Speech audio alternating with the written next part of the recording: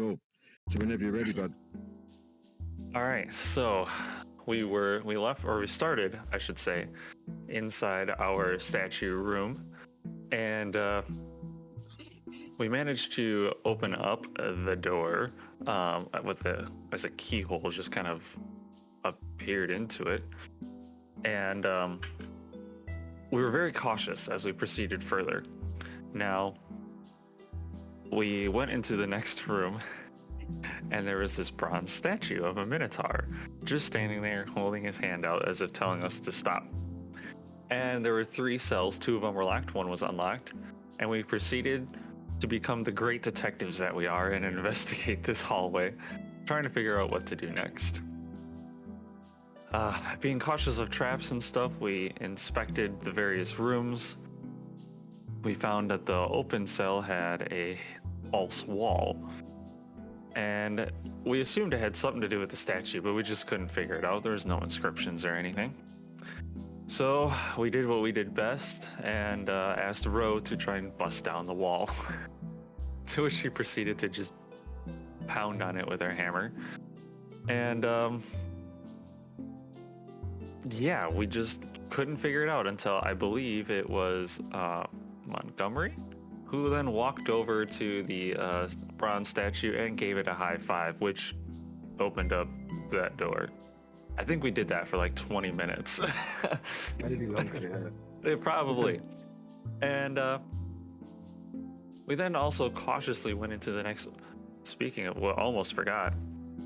We did manage to get a little hole in the wall, to which Cyrus flew through it as a fly and got trapped in a spider web. Of course, we didn't know where he was because he was a fly. You can't really see a fly in a dark room. And we went in and we decided to, burn some of the spider webs, and didn't seem like there was anything into that room once we were in there until walked a little further, heard some noise. And as I proceeded to go back to the group, we fought a giant basilisk, bigger than the one that was in the previous room.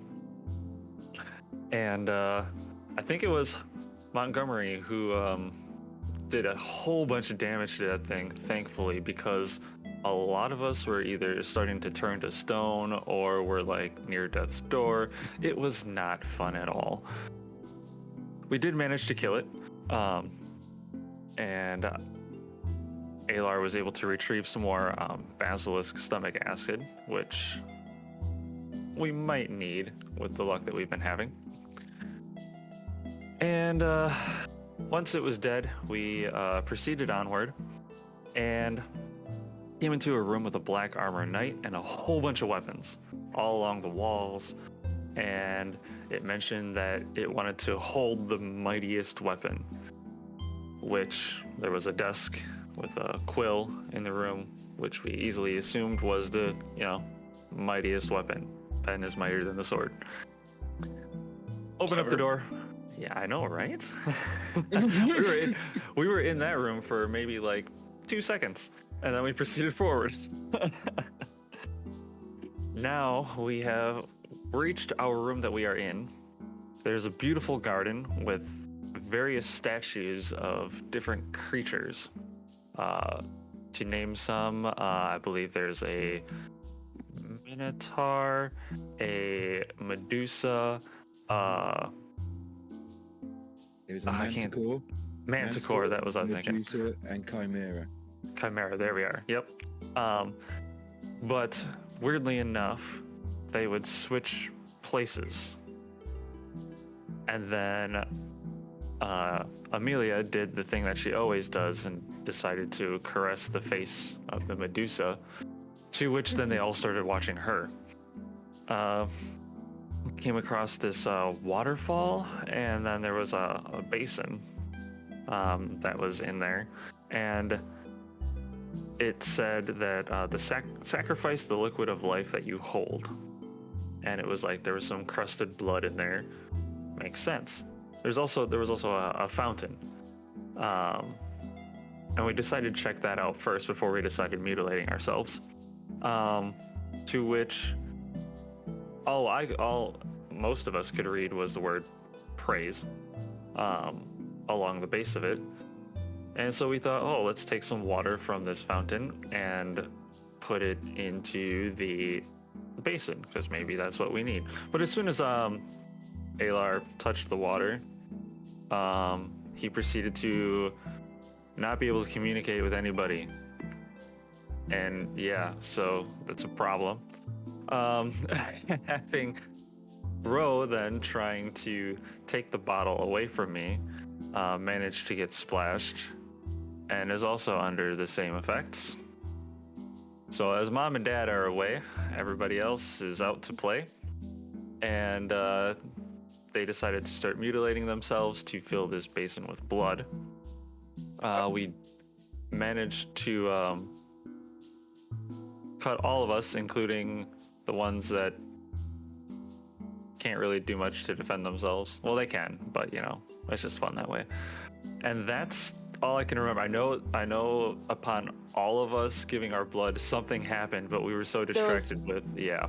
The soul coins. They found the The road coins. turned like crimson red, and we found some soul coins in the what's the word for it? In the fountain. Yeah, fountain. So, there were soul coins in the fountain, and then when both the wizards decided to try and grab all of the soul coins at once, because they're greedy little munchkins, they mutated into these demon-like features. So, Cyrus is currently standing there milking himself, whilst as he grew udders on his belly. And Amelia is waiting there with a glass because she wants a milkshake, but I'm pretty sure she's got like a mouth that's turned sideways or extra limbs or something. I can't remember exactly what she had. I didn't write it down because I'm an idiot. Yeah, they're kind of just amusing themselves in the corner with their new deformities and trying to grab hold of the soul coins. But then Garyon came over and swiped the soul coins, which nothing happened to him. And also one small fact, at the start of session we went to pick up Amelia and Cyrus and left Mondar on the ship. Not on the ship, on the island, on the floating fortress. Yes. On the island. So Mondar, you are currently sipping a beverage of your choice, basking in the, albeit fairly cold but bright day, with the sun beating down on you peacefully, without any nonsense kicking off, above the cloud line. So all you can see below you is this mass of clouds that looks like a snowy landscape.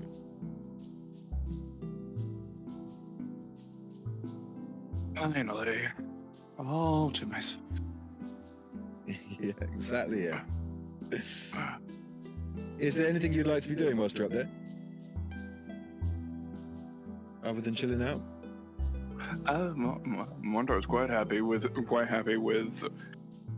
his fine wine and the clouds before him.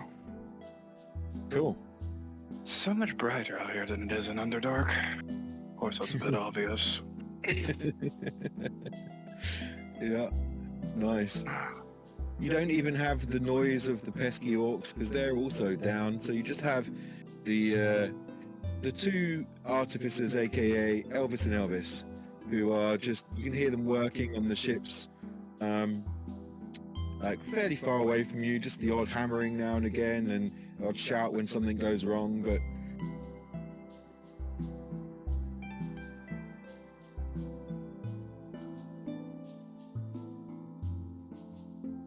on the other hand, chaos ensues.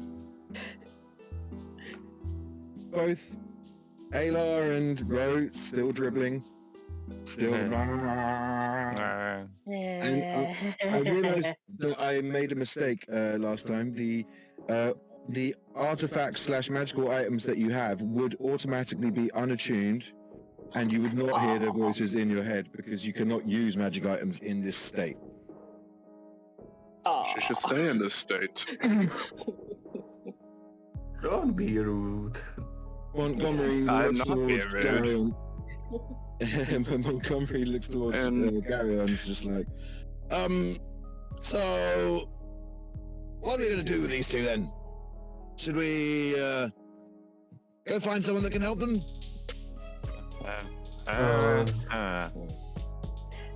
Well, let me try something first. He's gonna walk over to Aylar and just kind of like, Aylar, look at me. Can you use the helmet? And just kind of point at the helmet. I'm just gonna like use my eyes, looking up, like trying to look at the helmet that's on my head.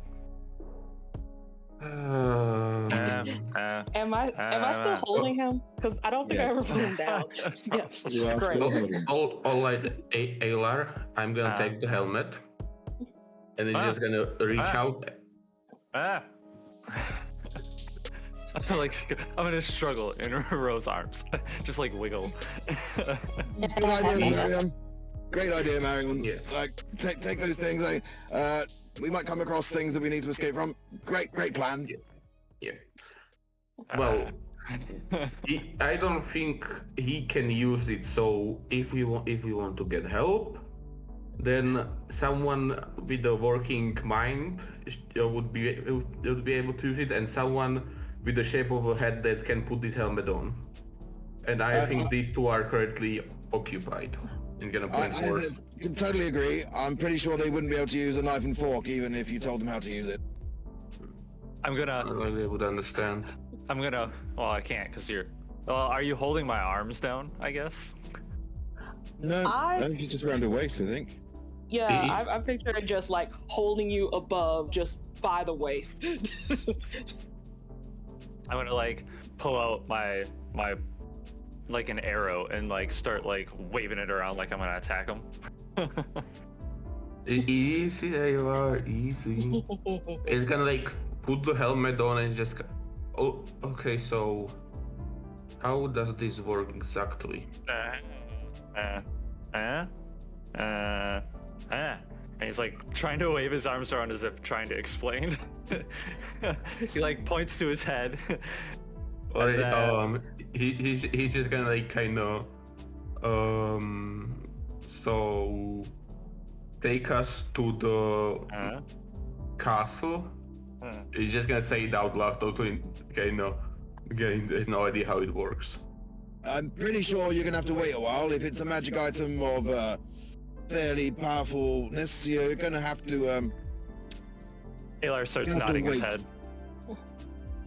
I mean, Alright, just so so- you're aware, as much as you can't communicate, you also don't understand it totally. So I reckon, by all means, you can do all this still, but just be aware that you're not supposed to understand as well as be able to speak. I think that's what it says. Let me double check. Maybe I've got it wrong. Because I have got it wrong several times before. Where's the right book? That's the wrong one, that's the wrong one, that's the right one. Any objections if Morndar joins in? Well, you are, how are you going to get there? I am really terrible at figuring out, memorizing where I'm at. You're You- on you're by our magic castle. Yeah. And I think we're trying We're to come underground. and get you. Yeah, we're trying to get you, but Oh, okay. All right, Hippo. So you're saying that I need to wait to be able to use this? Probably at least an hour, maybe longer. Depends on the magic item. I've never used this one, but he pats his guns and it's like, I had to sit and talk to them for an hour before they would work for me. That was this kind of genius idea when you think about it. So The creature can't cast spells, activate magic items, understand language, or communicate in any intelligible way. Gotcha. So even though I'll call with it for now, but just be aware that you'll probably respond to those things at the wrong time rather than at the right time. Yes, I like it. Even better. Even better. Yes. Give us a second. I take a deep breath. Well, Not, there not to maybe. be, what was that? Sorry. Go on, I don't mean to interrupt you. You're the one with the plan here. Yeah, I'm just saying that maybe there would be someone who would know something. Just kind of like show it. He's like put Ayla down, put him down. Eh? Okay, that's not it's not gonna work. I just shake Alar. Don't worry, I can grab him. And Yeah, he scoops up Ayla and just pushes Ro away. So I I'm just connecting your hands. would like to talk to Storm, and he's gonna like reach out for the hammer. Storm is not the hammer. Yes, but he got it wrong. I know Okay. Storm is the belt. Okay, cool. So you grab the hammer? Hello.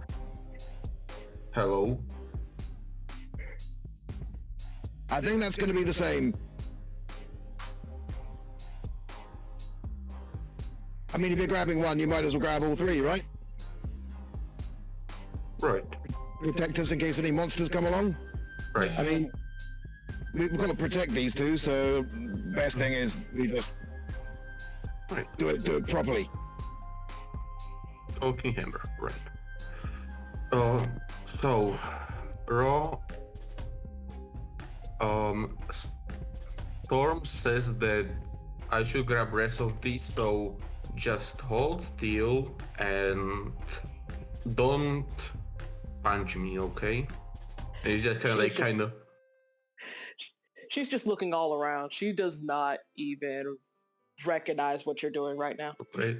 He's just gonna like grab your hand and slowly start taking off the gauntlets. She is staring at a mouse that is on the floor. All right. And takes the belt off as well. Just behind Gary on doing all of this, you just see Zyrus still milking himself into a bowl and Amelia clapping excitedly. Stop video to it's absolutely disgusting. Rose stands up because she wants some milk and starts walking over there. So I don't know, Garrett, if you're still working on me, but that's what's happening. I guess he's just kind of like was like about to like take the belt, and it's just kind of walking, just kind of lets loose, and it just kind of stays in his hand. I'm still wiggling. Yeah, you're just now over Montgomery's shoulder, kicking your legs and wiggling your arms. He's like, keep still, Ayla, keep still. So,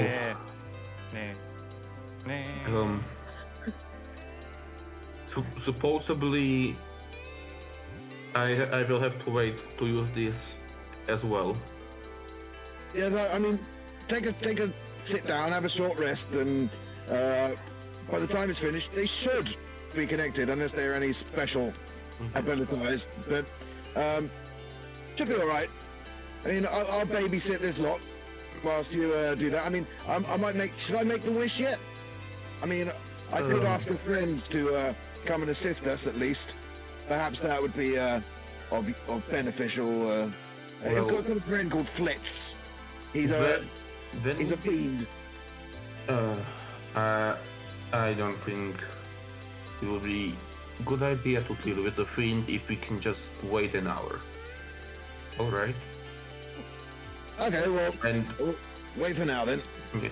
And if something happens, it's gonna like pull out a marble figure of an owlbear. This will make sure that nothing happens. Okay. And just gonna, I guess, sit down and take a short rest. Attune to the magic items. Whilst you're doing that, Montgomery's like chasing after him and goes, do you mind if I have one of those soul coins though, so I can make the wish if we need to?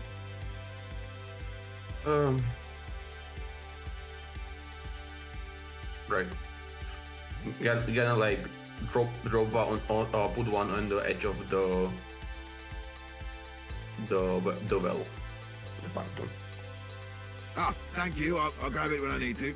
And he's still like just got hold of Alar whilst Rose trying to get milk directly from Xyrus. And he's like just trying to slap her away. Stop it! Stop it! Stop it! And Amelia's just like watching, laughing at it all, and then just like occasionally like moving over to the Medusa that's still staring at her, and like talking to it as if it's an actual Medusa that she's chatting up. And then you'll become attuned to the 3 items plus. Oh, All right. I guess. Well, assuming for now I can give you this bag and it's just kind of like put the ring on the ground and yeah, and I guess gonna put down the marble statue beside it. Oh, so where do you suggest we will go? probably the island. I don't know, something like that. Where is that island? You know the floating fortress. No. Just so you're aware, 2 of the charges have been used. Yep. today. So you've how only- many are left? Just one? One. Oh. So, This yeah. is getting better and better. Yeah. So, how does this work? Like, are you supposed to get around me? And so, how exactly I teleport you as well? It would be everyone holding hands in a circle. Can you hear me? Yeah.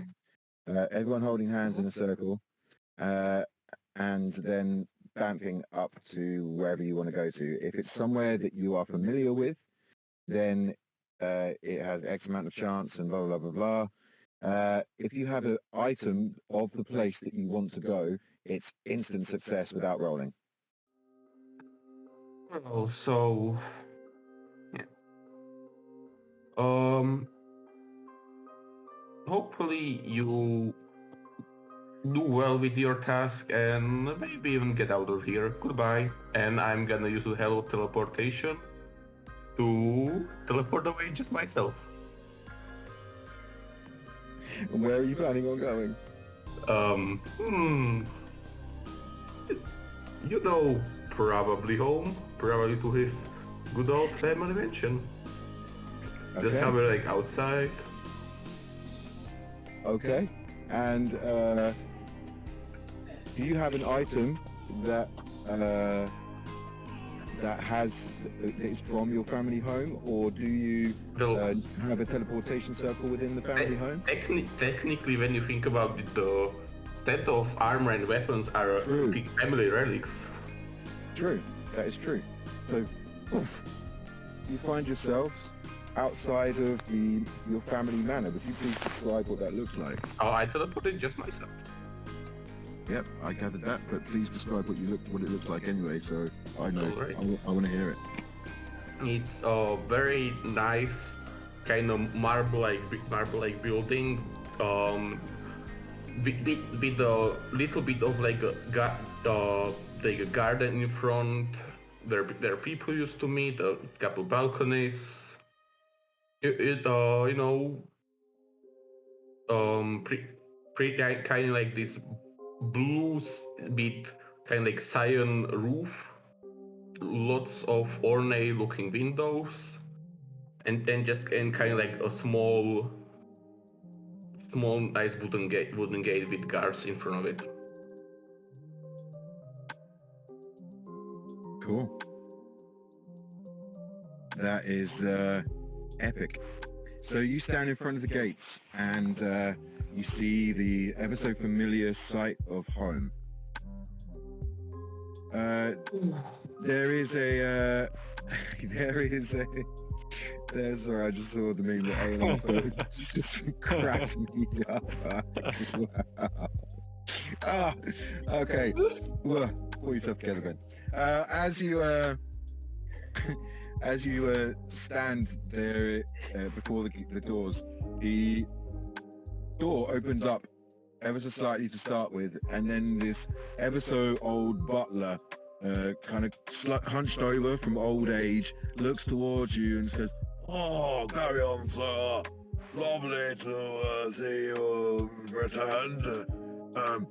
I've been waiting for a package. Wasn't expecting to see you." Well, I've used a different form of travel, Jeffrey. So, what happened since I left? Oh, not a lot, really. Your brother's dealing with business. That short fellow came by and asked how you were getting on, but I don't think I don't really know what he was asking. We just told him that you hadn't reported back yet. I see you were successful, as he kind of gestures to your new attire. Yes, pretty much. So, where's everyone? Everyone home? Your brother is in the study. Yeah. I'm gonna go and check on him, I guess. It's nice to see him after a while, and just gonna like, put on like this scream.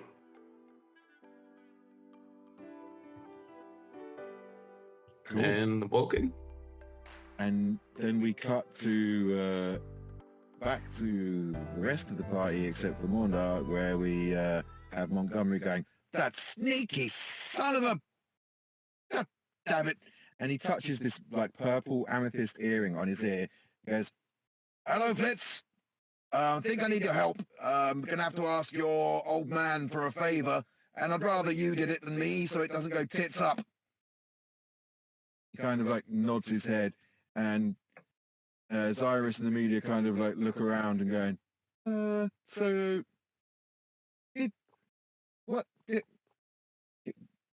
let's carry on going. And then Montgomery just rolls his eyes, like very dramatically, and just says, "Oh. Ah, well, At least he He's was left. you present. He's left. Yep. Anyway, and then suddenly this tabaxi, no, not tabaxi, this Rakshasa, with like a tabaxi with his hands backwards, and he stands there and goes, "Oh, you right, guys?" And then just pulls out this pink powder, puts one of his nails, like thumbnail, into the white powder, puts it to his nose, and that's better. So, Montgomery, what is it you need me to do? Oh, then, Flitz, this seems to be a wishing well of some sorts with some water that turns people stupid. I mean, look at these two, and he just points to Ayla and Rowan. Man, I'm still I'm wiggling. still chasing Cyrus. And these two seem to be mutated into some sort of demons, as Cyrus starts running around, circles around everybody as Rose chasing. Ah! And Fitz just goes, right, yep, oh yeah, and he points to the well. It's like, "Oh, good old Dad. Yeah, that would be a binding contract, so probably good thing you called me. I'm not going to touch that well, because then I'm in another binding contract with good old Dad, so I think I'm just going to have to make a contract with you lot. I mean, Montgomery, are you in a fit state to make a deal for everyone?" "Why, yes, of course. But perhaps we should... yeah, I'll do it." As he just kind of looks to everybody, and it's just like, how am I the most sensible person here? And just You know, the sighs most sensitive person just left. to a point. And then he Fitz goes, right, cool. Pulls up his sleeves. You see like this bunch of tattoos going all up his arms. Fine. So, where would you? How do you want to go about this, Montgomery? I mean, you want these two being less stupid and these two being less ugly? Well, I'm more concerned about the stupid ones, to be honest. I think this stuff may go away, so not the end of the world with that. And afterwards, if you could like take us to this floating island or something, or perhaps, I mean, one of our other friends, a porn star, is still up there.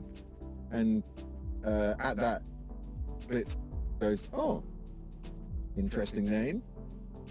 Although knowing you, it's probably just not correct because you're stupid. And Montgomery goes, thank you. This whole RP bit's really weird talking to myself. And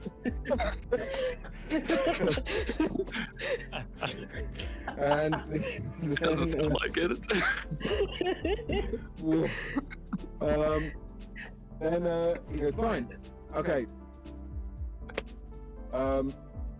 He uses the wish spell to cast Effective No, and you think he even has it. He casts Greater Restoration, first of all on Ayla.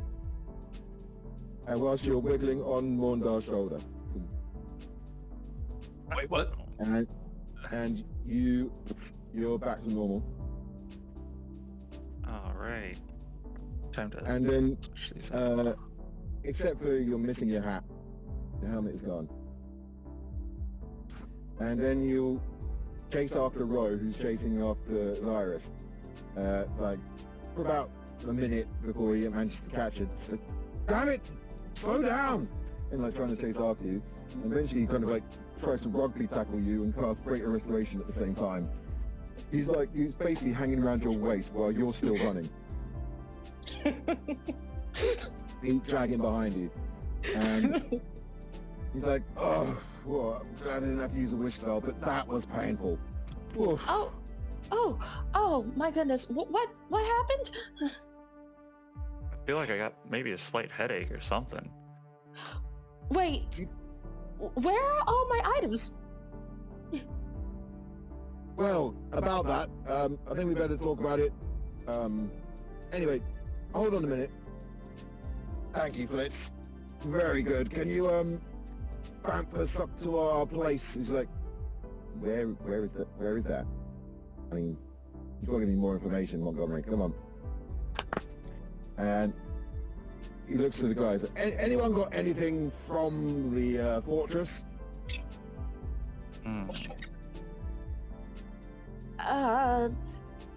Possibly?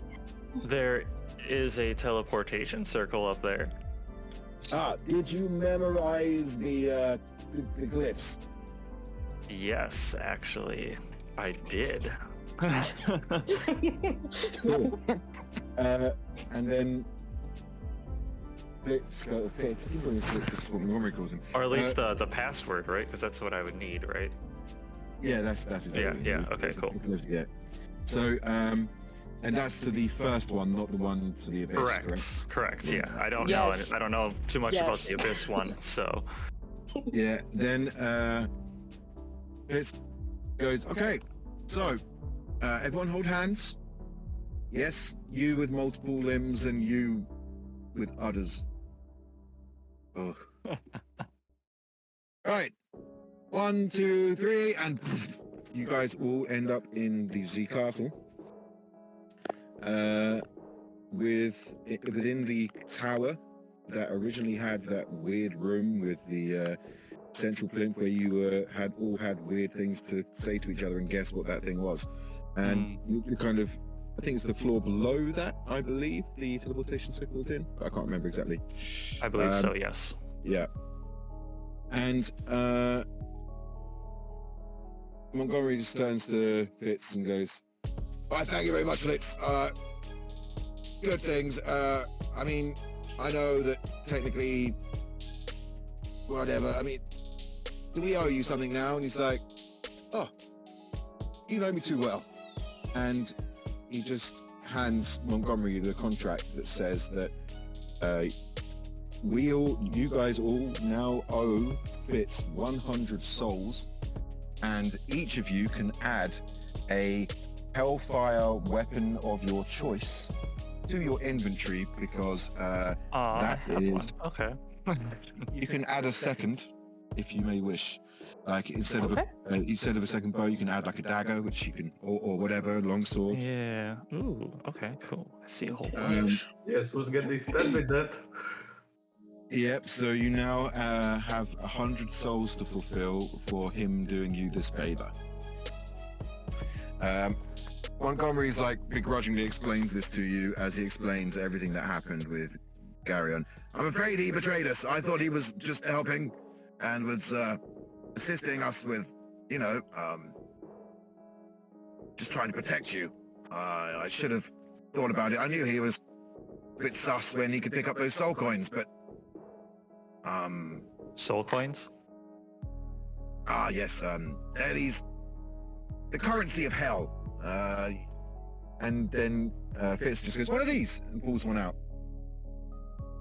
And you see this like inch thick, like 5-inch wide coin that just goes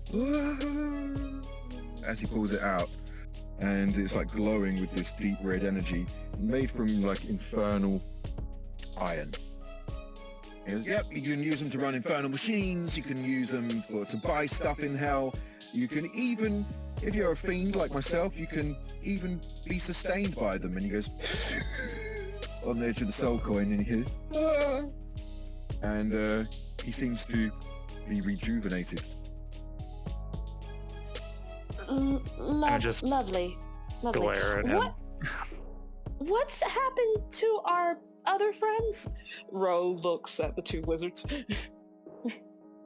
I think they tried to carry too many soul coins from the looks of it, and Of course they did. just goes, yep. Exactly that. Ro shakes her head. What a group we have. Well, looks like we need to find Garyon. Too bad I don't have my helm, or I'd be able to probably teleport right to him. Indeed.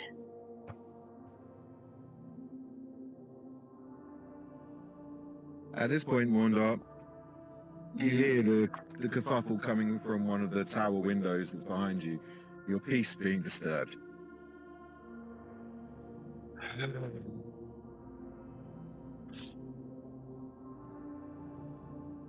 Mondar, who is in a silk robe and has a face mask on,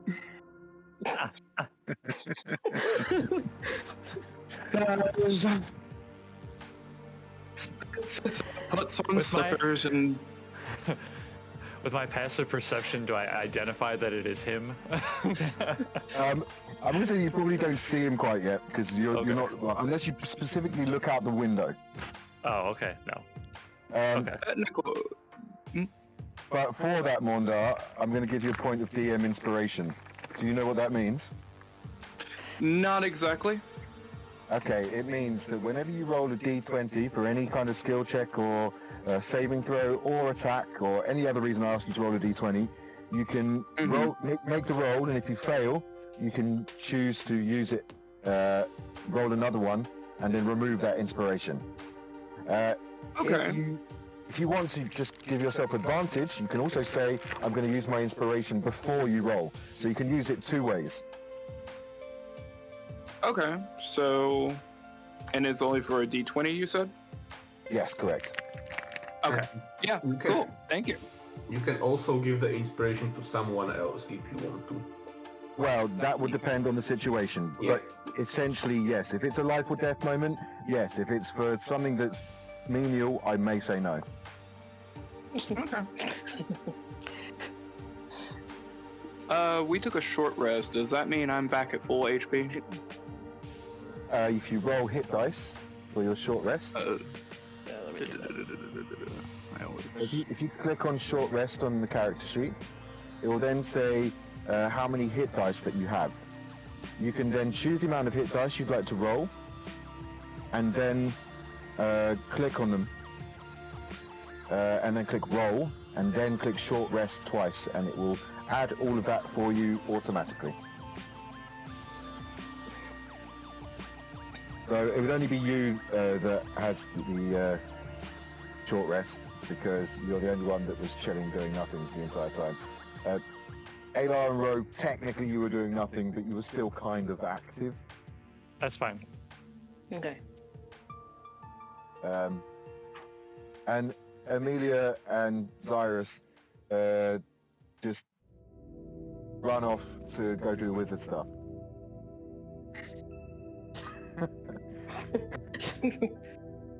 I was going to think up with something more imaginative, but my brain farted, so that came out instead.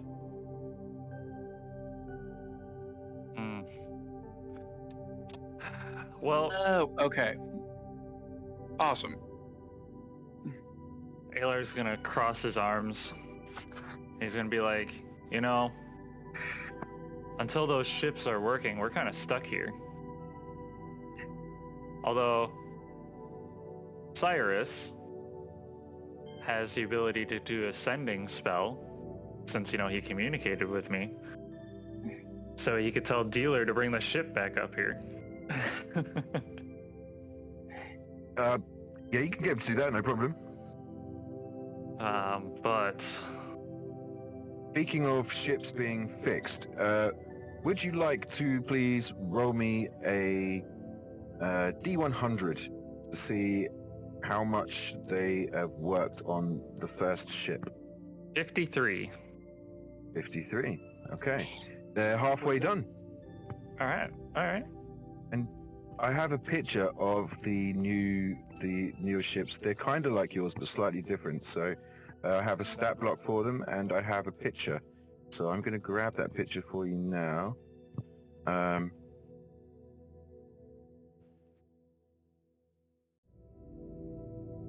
All in favor of taking our ship and firing all the cannons at Garion?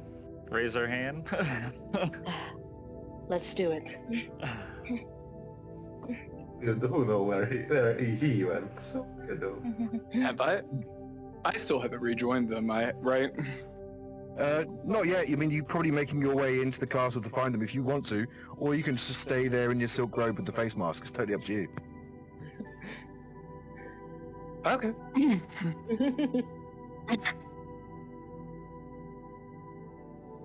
Which would you do? Oh, sorry. Morndar's going to continue relaxing if he's not being immediately brushed. Oh, sweet. So that is pictures of the ships that are being fixed currently, and you see one of them has got the flame back up and running around it, but some of the propellers and stuff are still being fixed.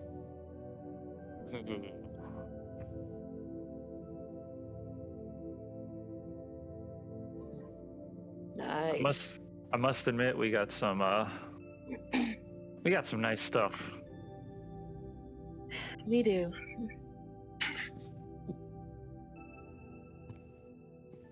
Well, since we're kind of stuck here for the meantime,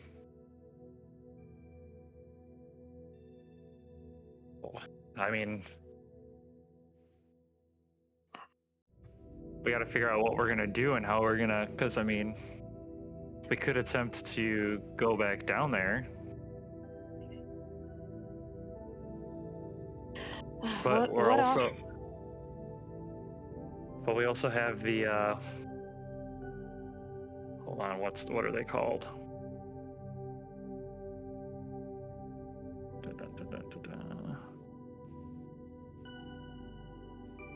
The Winged Shadow. We also have them,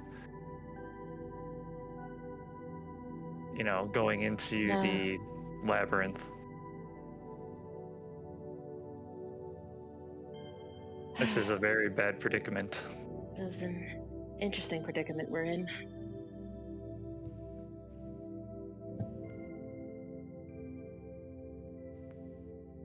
I feel like that might be the only thing we can do right now. It's just I think so too. And we're just leave the hunt for Garion later.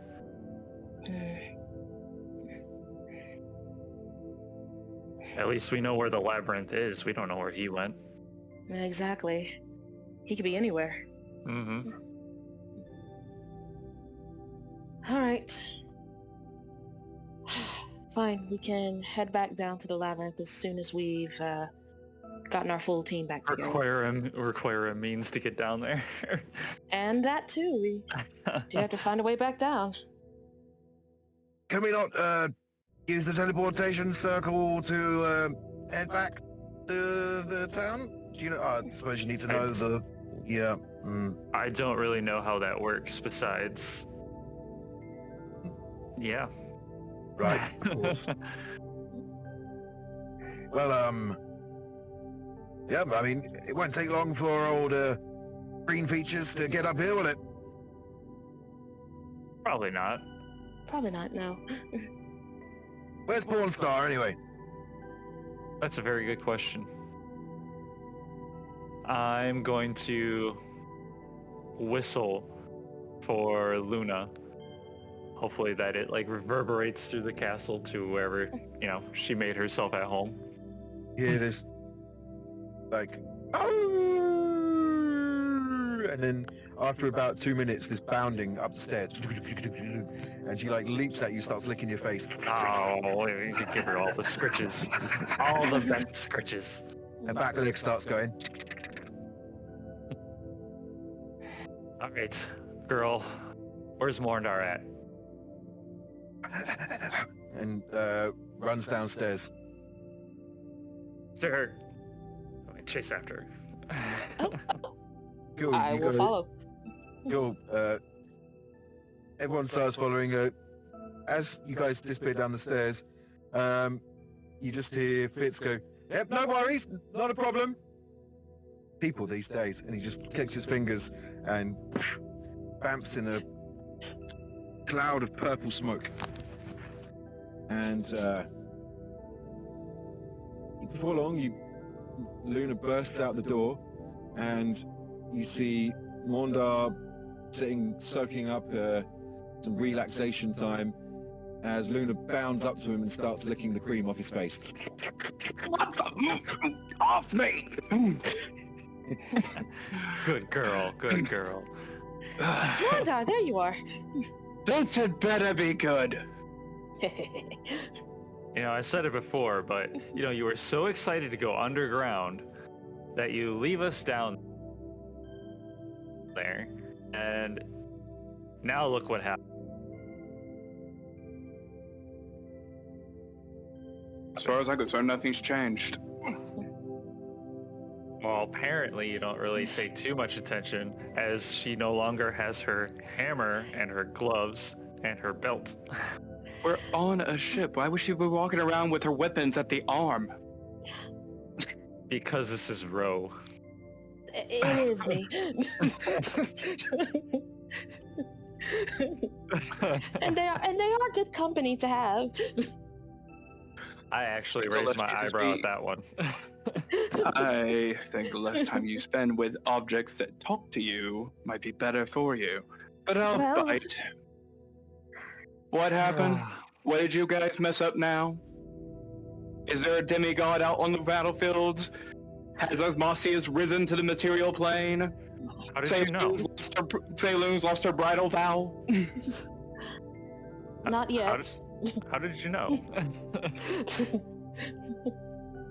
I mean, it's practically the end of the world right now, but... No, Garion stole all of our stuff. Mhm. Nice. I just give him, one of those glares. I'm so sorry. I'm so sorry for your loss. Yes, it's very, very tragic.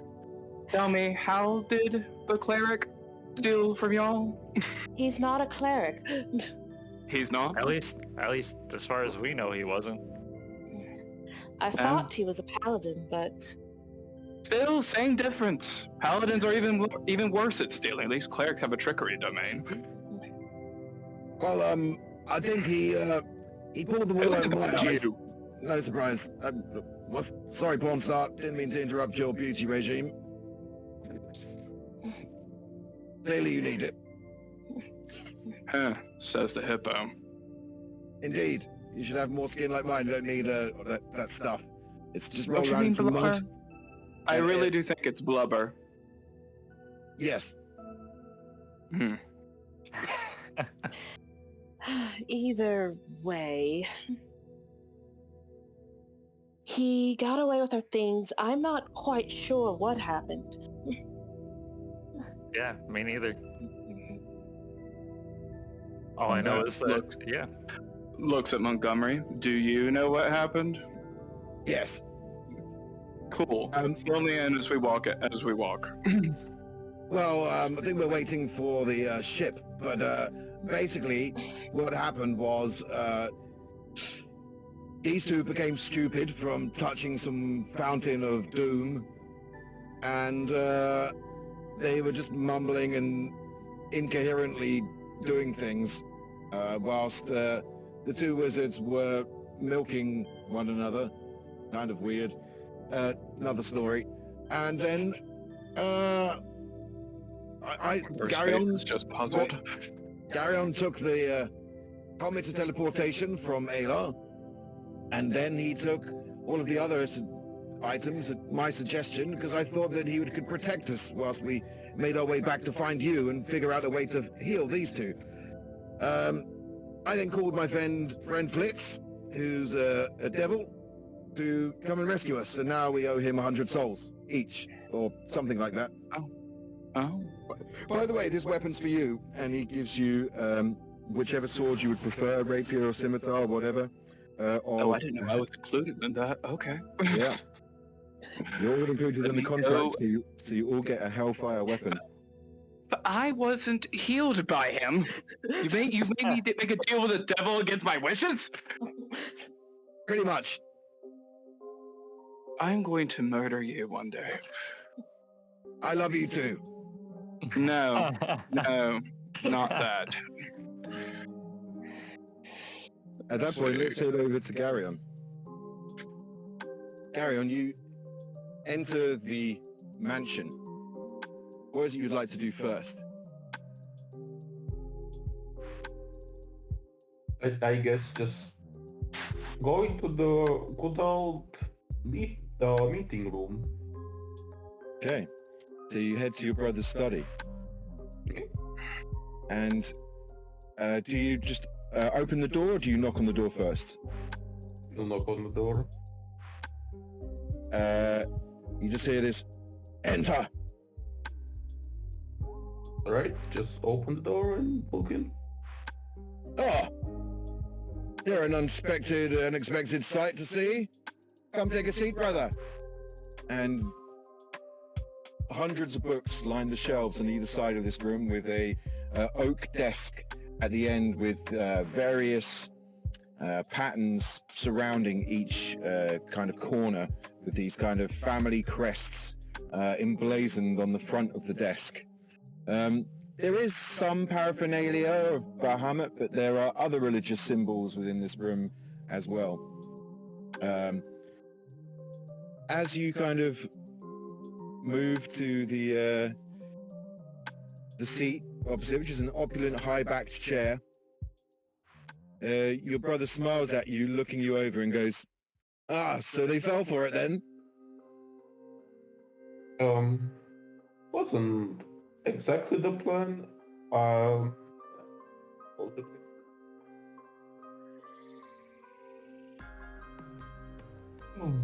How's the business been going? You know, always making a buck. Got a few new slaves.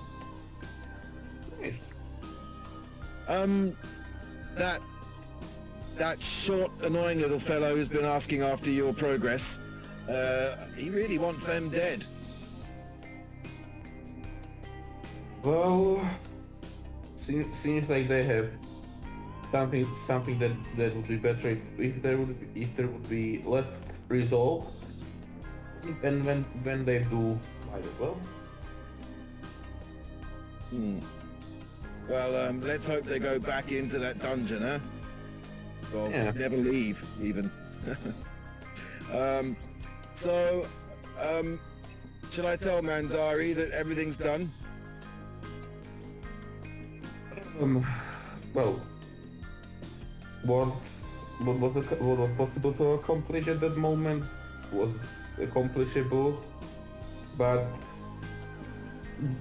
do you know about that hippo that Mentary managed to acquire a while ago? Oh, yes, Huffington. Yes, he's parading him around in a tutu, making him do dances. It's quite amusing.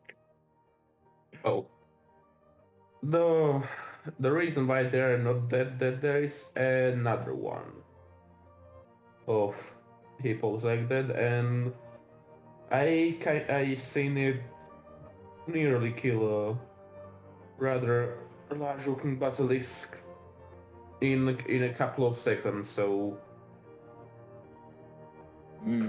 instead didn't really wanted to get shot by him. But I acquired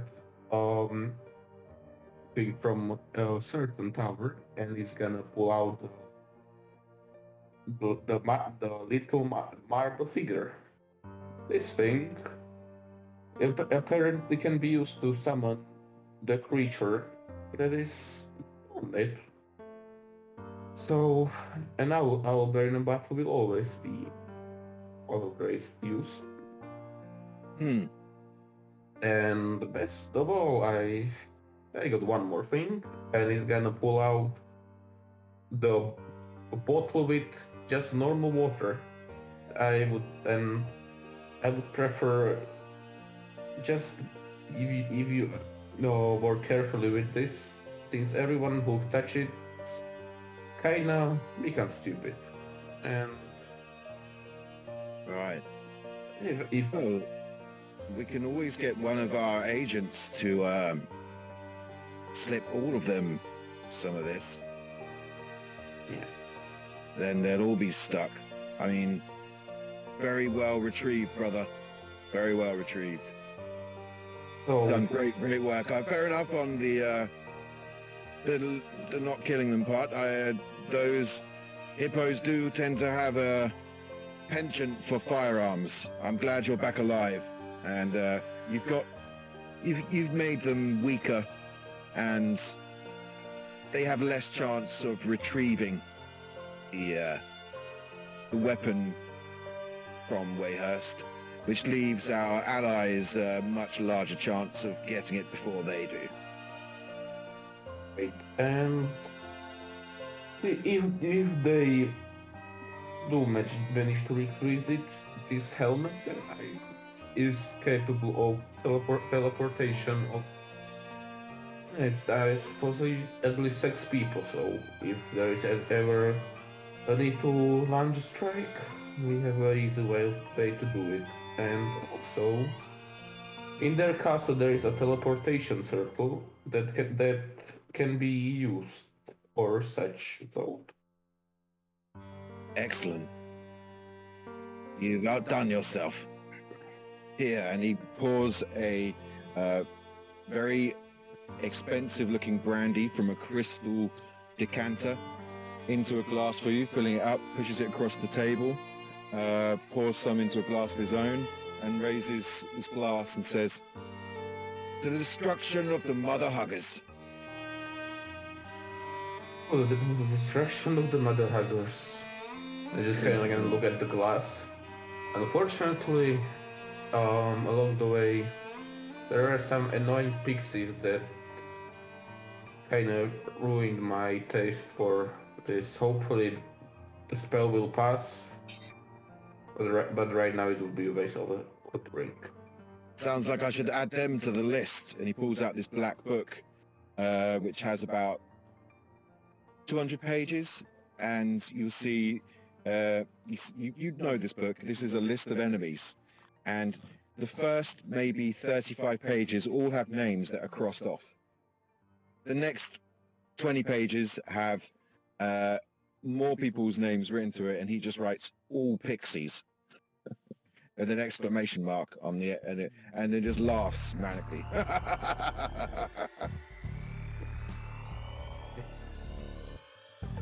So, how the Emperor progressing with his siege on Foresight?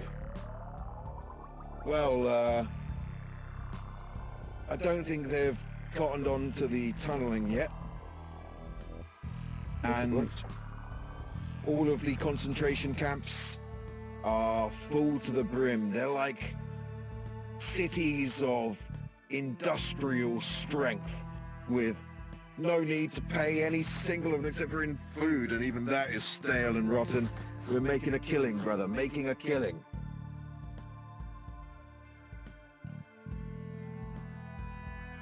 Assuming that we would find some sort of way to make it so all those people that are captured lose their mind and would easily be used as soldiers or meat shields. Well, I think the idea is that we just work them until they're dead, making weapons and such like for us. I mean, the Emperor doesn't trust them enough to be soldiers. There are a few that he's taken special shine to and is practicing darker arts, let's say, upon them.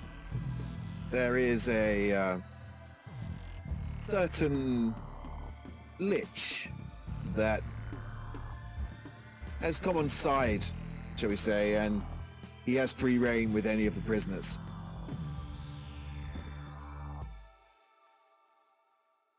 If we ever find a way to mind control there, we have an army. I mean, that could be our personal thing, but I don't think the Emperor sees it that way. Best to keep those Well, ideas just between us. as long as Emperor is on the thrones, you know. If something were to happen, and maybe if he were to lose his mind, there may be an option, but I think that is a discussion for a later time. Oh, I almost forgot. There's something I'd like to show you. And he stands up, downs the rest of his brandy, and heads towards the door. Right? And at that point, we'll cut back to the other guys.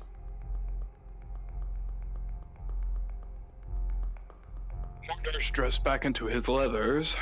His braids are about back tied.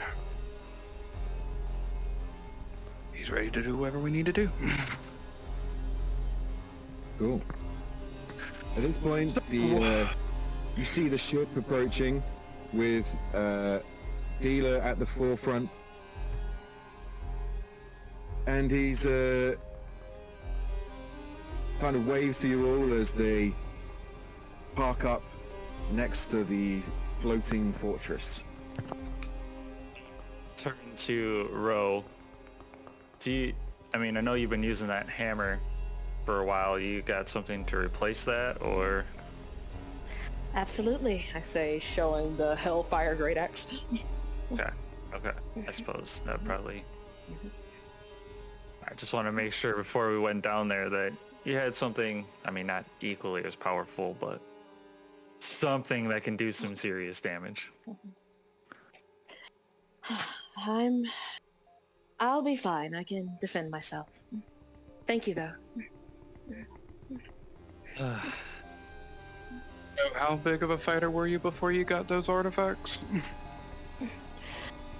I was the star of the show. Oh, then we shouldn't be worried. She nods. I'm always worried. And look what that's gotten you. Helmetless. True. But I have not died yet, so I'm doing alright. Don't worry, with Balthazar, Annabella, and Pamela Henderson, we're gonna be fine. He just pats all of his guns lovingly. Who That's is true. Pamela Henderson? She's my palm pistol. Oh, right. You name your weapons. Yep. She's of course. Don't you? Ugh. No, it's a weapon, an object that breaks. Why would I give it a name? Don't listen to him, Pamela. It's fine. You're a big gun. It's okay. Your fragile ego. I mean, if you put time and effort into making these things, they should. Like, I mean, I'm sure. Have you ever met a dwarf? They name everything. I met a Druigar once. He screamed at me and then ran away. I guess I scared him. Sounds about right. Did you have that face mask stuff on at the time? No, I didn't have the face mask on. I was decked out in my family's finest regalia at the time. That might have been what scared him. No. Fair enough. So, back down to have at it. Yes? I believe so. Yes. Right. Well, let's go. Let's go. And you all aboard the ship. And after a couple of hours, you make it back down to a very distraught and destroyed outer city of Wayhurst. As you come into land, you see that the whole northern section has huge lumps of rock just smashed into the housing, into various businesses, and the dead litter the streets. Harriet, As we like descend, can we see like what is flinging everything? Like, I mean, I guess I want to know, like, is it like giants, or they look like just ant people as we descend? roll me a perception check.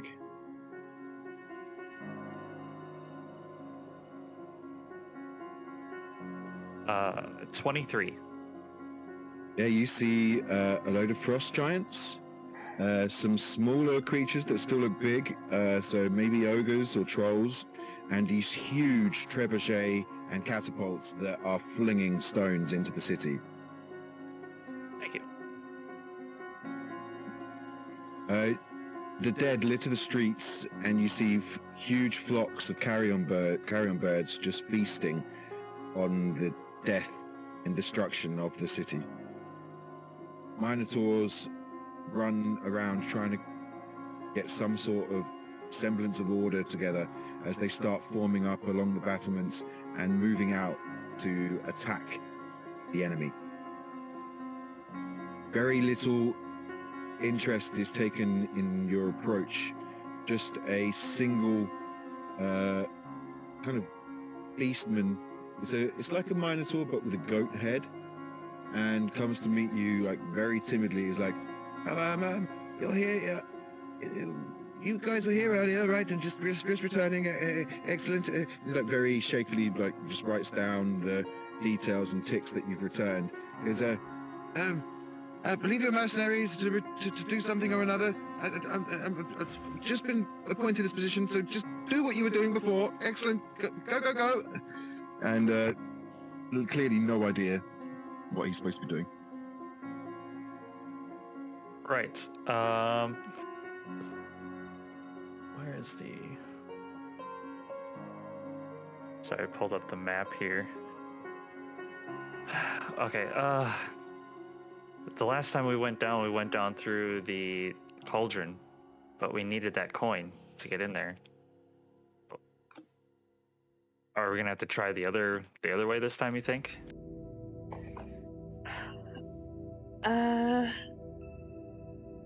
Sure. Let's try the other way. So, the Faithfuls district is still the closest to where you are. So it would take longer to get to, because I believe the other is within the... Yeah, it's in Rogue's Village in the beer Yeah, cellar. Rogue's Village. Yeah, there we go. Yeah. So it's going to take some time, and it's in the outer village. So at the moment, the Topaz Arch Ward and the Armourers District and Ringborough and the Market Borough in the northwestern corner are all full of destruction. You could make it to Rogue Village without too much effort, but it would take longer than going to the Faithfuls.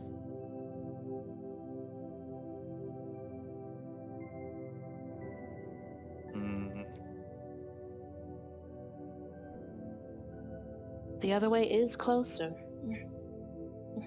And may I I remind you, I you are in suppose a we freaking can- race against someone.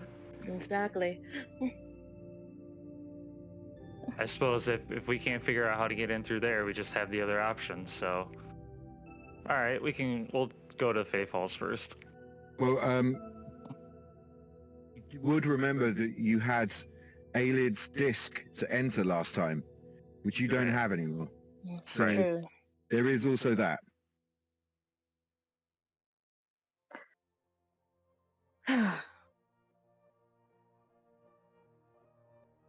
And I suppose there's no other way to get in there without that disc.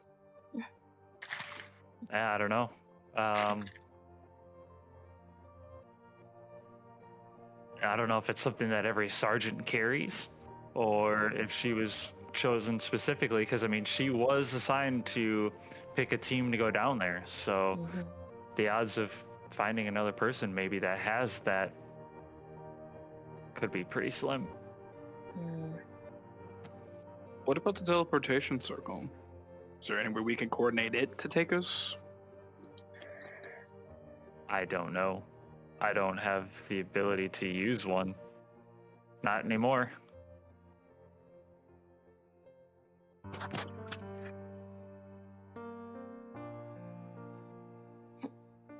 And unfortunately, the council's gone, so we can't ask them. So what options are we left with? Then Break down let's the just- door? Then let's just try going through the rogues quarter. It seems like that might be our only option that doesn't have any kind of hang up. It is a little out of the way, but That we know of. yeah, that's true. The only lead we got. I say let's do it. All right, and then yeah, let's do it. Okay. So I need everyone to roll me perception checks as you are moving your way through the city towards the gate between Hellhound's Burrow and the market. 22. 15.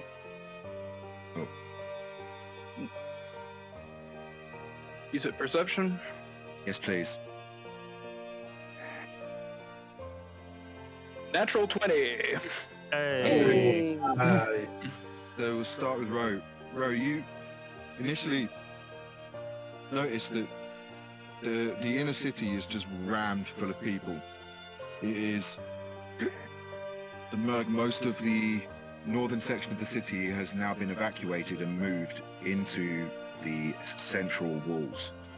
There are makeshift kind of hospitals, I suppose, where there are just random people strewn on beds that are injured, with clerics and paladins healing as many as they can. Others that look more like kind of hedge wizards that are just doing whatever healing spells they can to assist. Aylar, you notice slightly more military movements. There seems to be small squads that are roaming this part of the inner city and setting up kind of defensive structures so that if the outer wall is completely breached, that they have extra layers of defenses within the inner walls. But it is few and far between. It's kind of you notice it just because they are not wearing their usual attire. They are almost dressed as civilians, yet like having their armor underneath, and you kind of just catch small groups of them kind of secretly making these kind of not missions, these tasks. Wanda, you notice there are several shady characters that seem to be watching the group from the shadows. You, as a rogue yourself, notice this more when you head out of the inner city and out past the market and enter the outskirts of the rogues village. They are all wearing these kind of white and grey robes, which even though they tend to stick to the shadows, and the amount of snow that is within the city and the Arctic vibe that is Wayhurst itself, they blend very, very naturally into the background of the city. They, a couple of them notice them, and just nod ever so slightly. Only their eyes are revealed. They have like grey face masks that cover their lower face, and have these hoods ever so pulled up so you can only just see their eyes beyond the hoods. And as soon as they've kind of acknowledged your presence, they fall back into the shadows.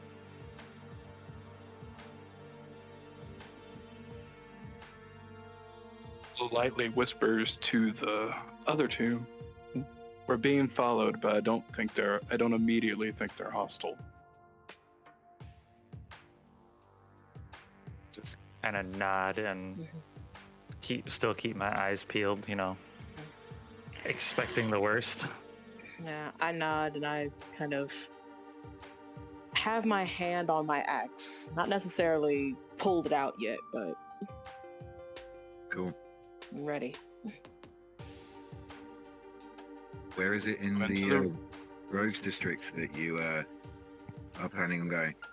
We're trying to find the golden chariot. Cool. After a few minutes of roaming around, you see a large sign with it's like a golden sign with just the word chariot written across it, and there is a depiction of a golden chariot with a minotaur on its back being pulled by two giant boar painted on the side of the building. Notice that it's pretty empty. There aren't many people inside, but there is light inside and the door is open. How does the rest of the area look? Like, does it look like there has been, assuming a lot of traffic from people just like fleeing, but does it look like it's been like any buildings like ransacked or? It doesn't appear to be any pillaging or riots that have started in this part of the city. There's very little damage done to this part of the city as well. They haven't attacked from the east yet. I am going to put a hand on my Hellfire longsword and just that, sitting at my waist. And I'm going to slowly walk in through the doorway. Okay.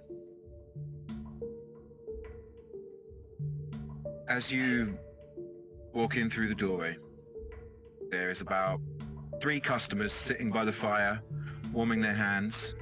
All look to be in plain commoner's clothes. And behind the bar sits an half ogre, like fairly tall, about 7.5 foot tall, wearing a black blazer and like a woolen kind of jumper underneath, with a glass in hand, kind of just supping the remnants of an ale.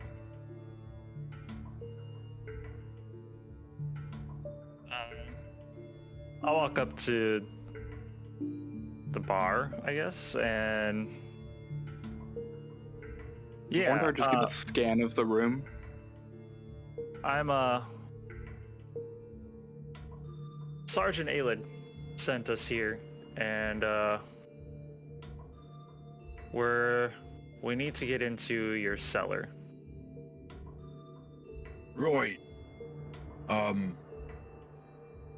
Justice is always served with a sting.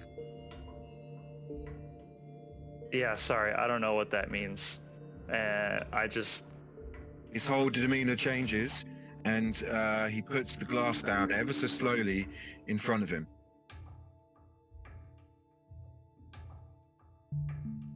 Look, the whole city's gone to shit right now. I was tasked to go down into this place of just utter chaos, and needless to say, my day has gone to shit as well. And I just want to get down there and get what I need to do so I can potentially help this place and also, you know, figure out the rest of this day. And you're my only option. As you finish saying that, you hear the door behind you close with a click, and the sound of the bar being put across it. The three by the fire pull off their cloaks, stand up, and surround you as one of the cloaked figures that you saw in the shadows, Morndar, approaches and looks towards you all, nods towards you, Morndar, and then just without saying anything, gestures to a table. There nods, goes to the table. I'm just gonna like keep my eyes on him. I'll walk to the table as well. There sits at As the will I. table, Yeah. places his hands on the table.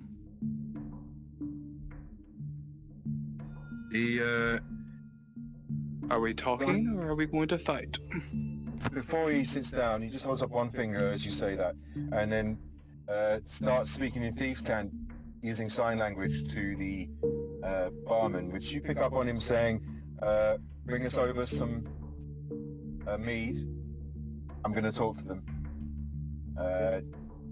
And then just puts his hand up to the three that stood up from the fire, and they sit back down again and start warming their hands.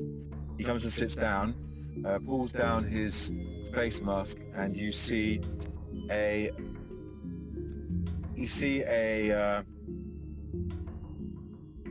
youngish elf that is clearly a sun elf, and he pulls up back his hood, and you see this long flowing blonde hair that is tied up into like a sailor's knot, and he sighs and says, I apologize for the formalities, but we have a very strict code of honor, and our secrets are not given out to outsiders lightly. The barkeep was just following his orders as part of the guild. We are members of the White Scorpions. We are assassins that kill the corrupt and unjust in the world for the sake of the downtrodden. You did not respond correctly to the phrase that he said to you, which is why I followed in case you would be coming here. I saw you with Aelid. I saw her die. I have heard about what happened in the council chambers. I just am surprised to see you above ground. What's happened? In short, we've been betrayed. Indeed. Ro And just nods. this is the only way we could get ourselves to get- back. Yeah. Yeah.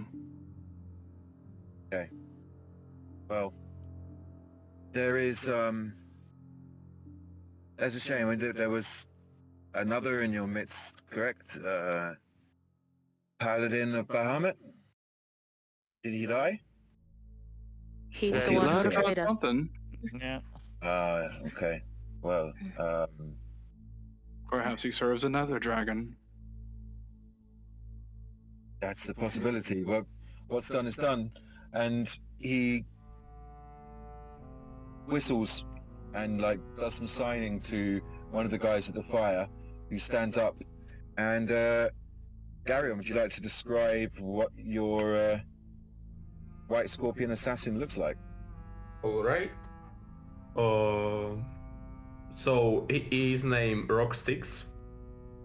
Like legitimately rock and sticks. It's a goblin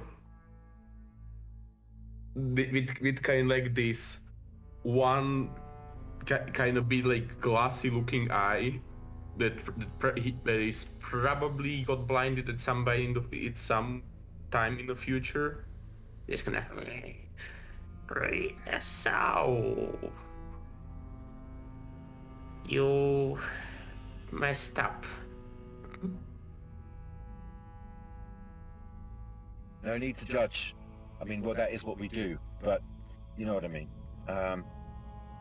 Okay, so Rocksticks will be the one that will help you bypass some of our traps and deactivate them within the first section of the underground entrances from this pub, and will stay with you as long as is needed. I mean, I wish you all the best, and he looks towards Morndar and goes, and if some of you wish to uphold our belief structure after this, there are ways that we can induct you, but you would probably need to become a little bit more lawful. Kind of smiles kind of crookedly. You have a sharp eye, and it's just kind of like with the one milky eye, just kind of like look at you. Possibly. I don't play well with others. That's an understatement. Montgomery goes, interesting, sneaky business. I wouldn't mind learning a thing or two about that. I don't think they need you. The goblin is just gonna like kind of go to Montgomery and just kind of poke his belly. What the fuck? I bet I'm sneakier than you are. I can tiptoe like the daintiest of ballerinas. And make us a dance. Not to mention with the floors creaking. Don't worry, porn star, you'll be loved one day.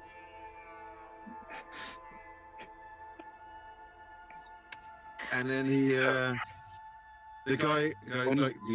leader of the White Scorpions just rolls his eyes and goes, Jesus Christ, we're relying. Anyway, please get along, and if you need anything, you have a direct contact to me through Rocksticks here, and I will do everything I can to assist you from above, but we have our hands pretty full trying to chase down this winged shadow.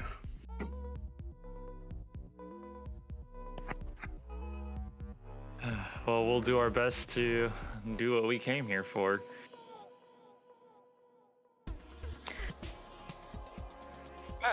Shall we head down?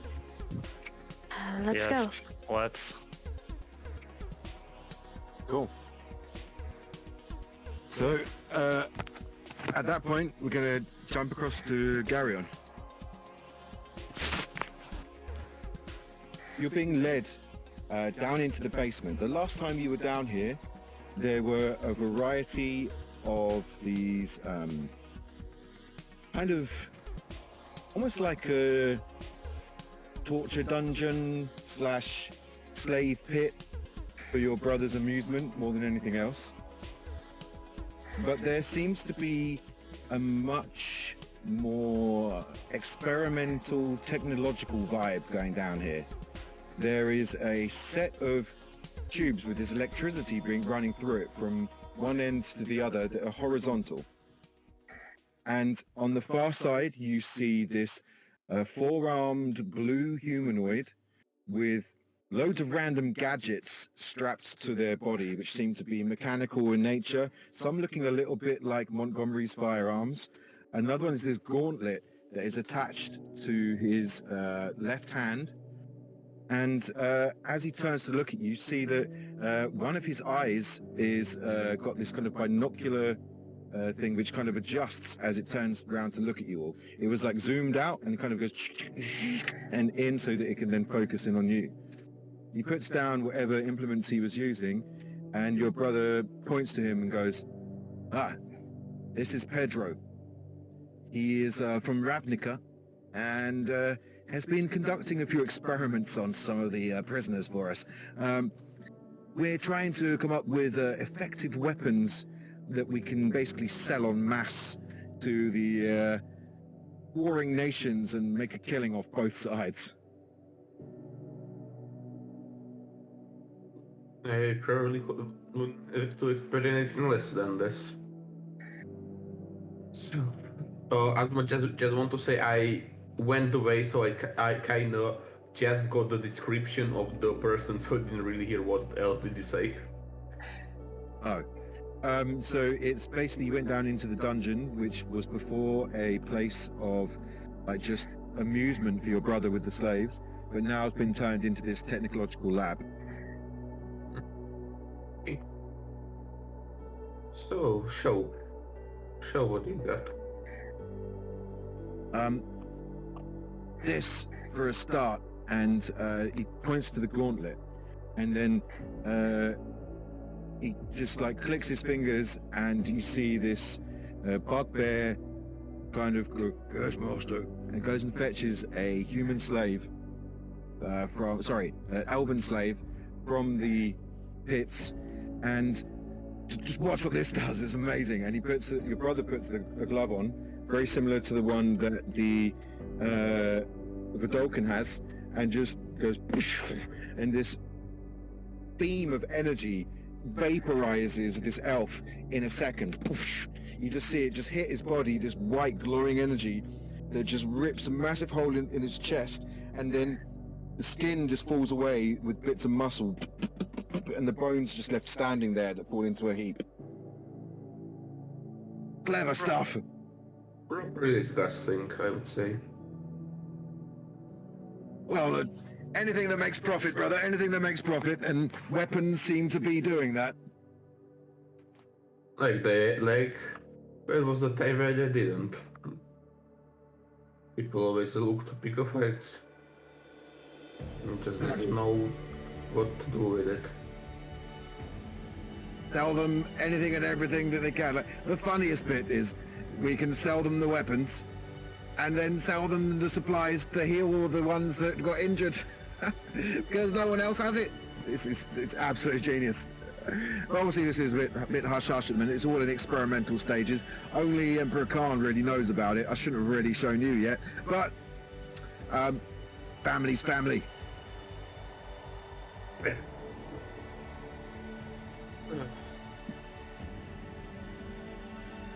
So any other marvels that's been discovered during the time I was away? Well, we have managed to solidify our connections up north with the winged shadow, and he says that like with inverted commas, air quotations, and yes, he seems quite capable. He's incredibly capable, and the best thing is like he's really playing the part, you know, like just really getting in there and scaring the living shit out of everyone. Very commendable, very commendable. Wouldn't be surprised if he was an actor before this. Well, I don't know. He's just naturally talented, I assume. Yeah. But very, very interesting. And the mask really is like quite effective. Like Pedro made the mask, and it kind of does that weird voice thing. Just absolute genius. But anyway, you must be tired, and there are plenty of slave girls for you to have your fun with, or boys, whichever you wish. But I've got to have a meeting with some of the nobles that wish to join court with the Emperor. I think they're just trying to save their own skin, to be honest, but I've got to keep them appeased. So please do what you will for the afternoon, and we can have dinner together. Yes, indeed. And also with the mask, did he, inspired by the...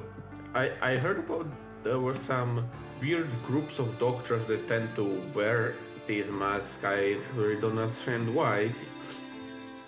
Kind of weird to have a mask that scares people when you're trying to heal them, but...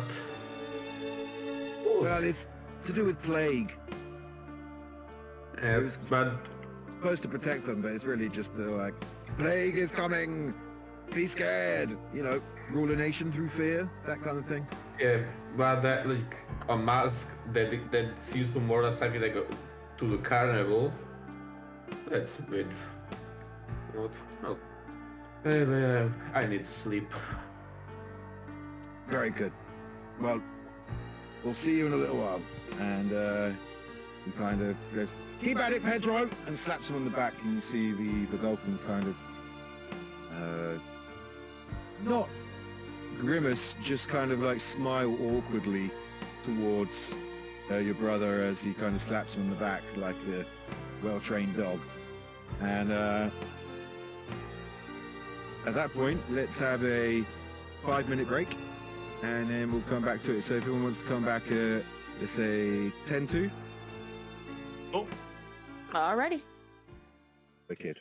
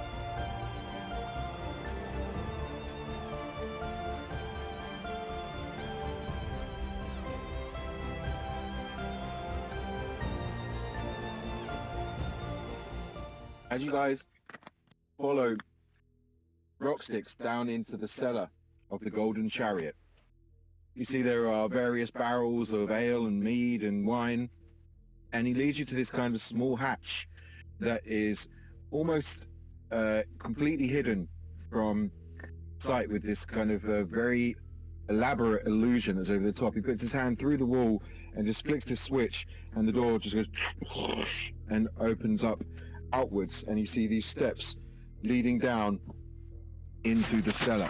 I now need to bring up the other page because it's closed for some reason. Stupid thing. So for those of you that do not have dark vision, it is pitch black. Except for our weapons are dimming or Oh, very, they are. very glow. It's like 5 And I feet also- though. And I Look, also have a Goblin. drift globe now, so Goblins have dark vision if I'm remembering correctly. Cool.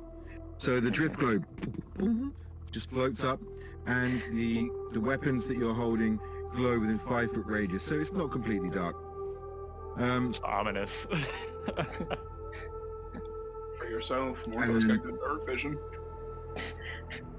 And then ahead of you, you see this doorway that is kind of slight. It's more like an archway rather than an actual door inside it.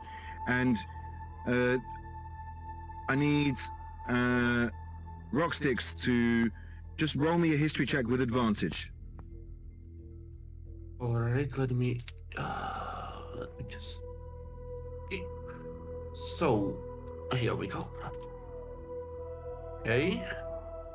Okay, so that is 16. Okay. You remember how to deactivate all of the traps. Stand So, back. Let me work. Okay. And it's just gonna go ahead. okay, so there is a small switch underneath one of the flagstones which you lift up and flick, and all of a sudden shitloads of blades just go all the way down this corridor that leads about 60 feet, and then you hear this click click as they all like get stuck in place. It is now safe to cross this corridor. You would be all spiky. Don't really like looking like Swiss cheese. Oh, lead the way, rock sticks. Or like bloody hedgehog wrap. What is that? You then find yourselves standing within this chamber that leads to the to your right.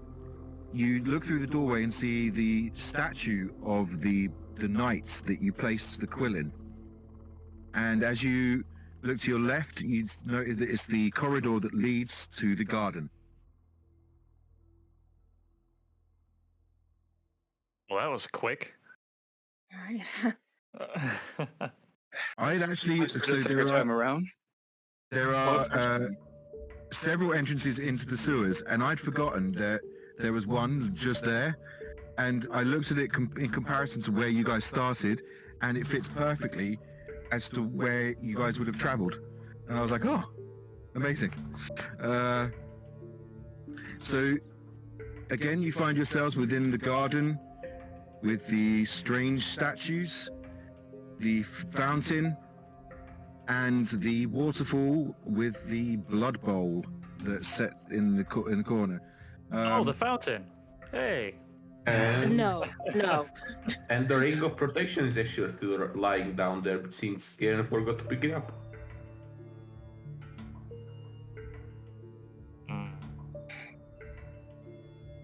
Bloody hell, we're back here again. How quaint. So where do we go now? I don't know. I've got an idea, but I think that it may be detrimental to us. Depends how long we're down here. Like we all sacrificed blood and put it into that thing, and it did absolutely nothing. I have a feeling that perhaps it's our water skins that we have to empty into the basin.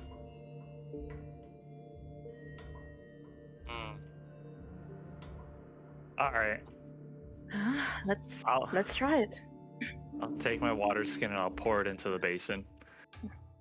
Cool. It fills up to the top. Well, it fills up not to the top. You empty it, and it fills up like part way, but it doesn't drain like it had done with the blood. Montgomery follows suit, and the same thing happens. Ro will do the same. Followed by Mordor. Cool. And then Montgomery looks towards Rocksticks. You two, little one.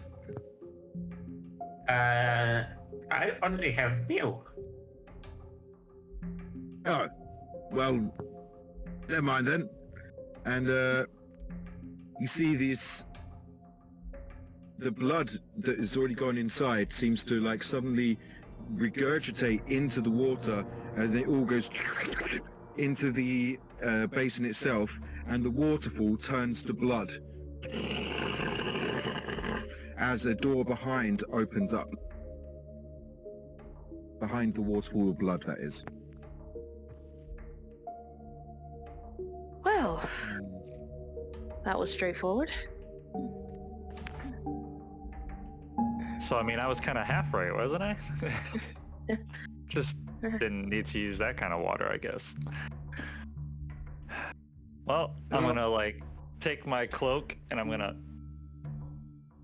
pull it closer around me, you know, lift up the hood. I guess through the blood we go? Wonderful. My cloak is gonna be right. Annoying.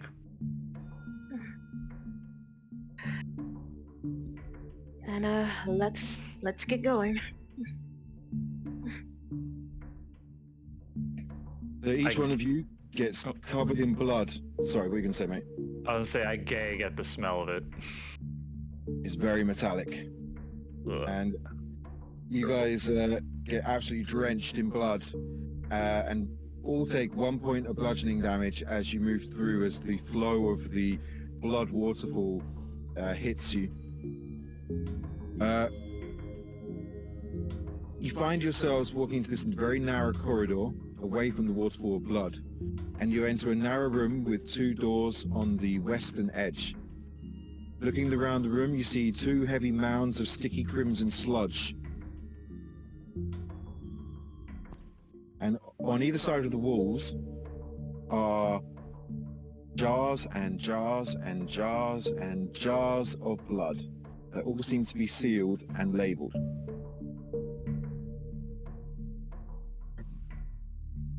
I want to walk up to, yeah, I was gonna walk up to one and read what one of them said. That was As literally you- what I was about to ask. As you both step across the threshold, the 2 mounds of sticky crimson sludge jerk towards you as if they sense the blood dripping from your forms. I need everyone to roll initiative, please. Right. Great. All right. Alright. Right. 16. Great start. Great start. Oh yeah. Great start. Hey, I did good. Okay. Oh, So, boy. above 20. Not above. You're funny. 15 to 20. Oh, 16.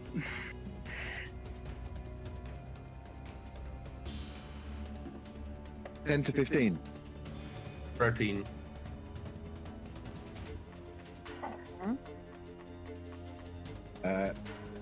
So 5 to 10. 6. 7. Yeah.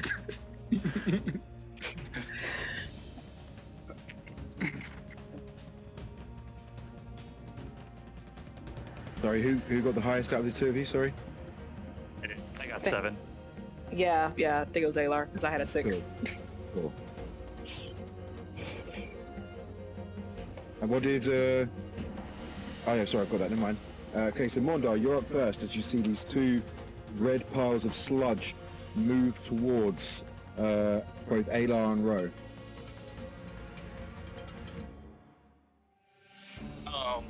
They're running towards Alar and Ro. That means I could do a sneak attack, correct?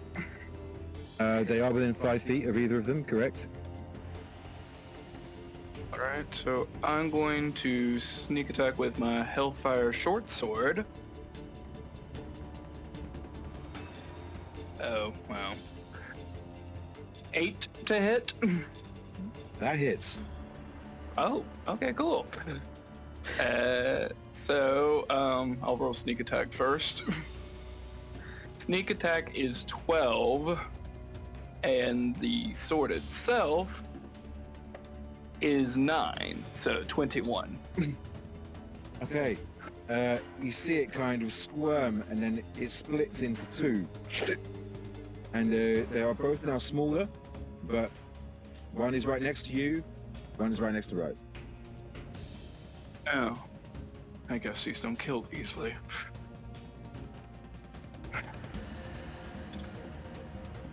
I'm going to...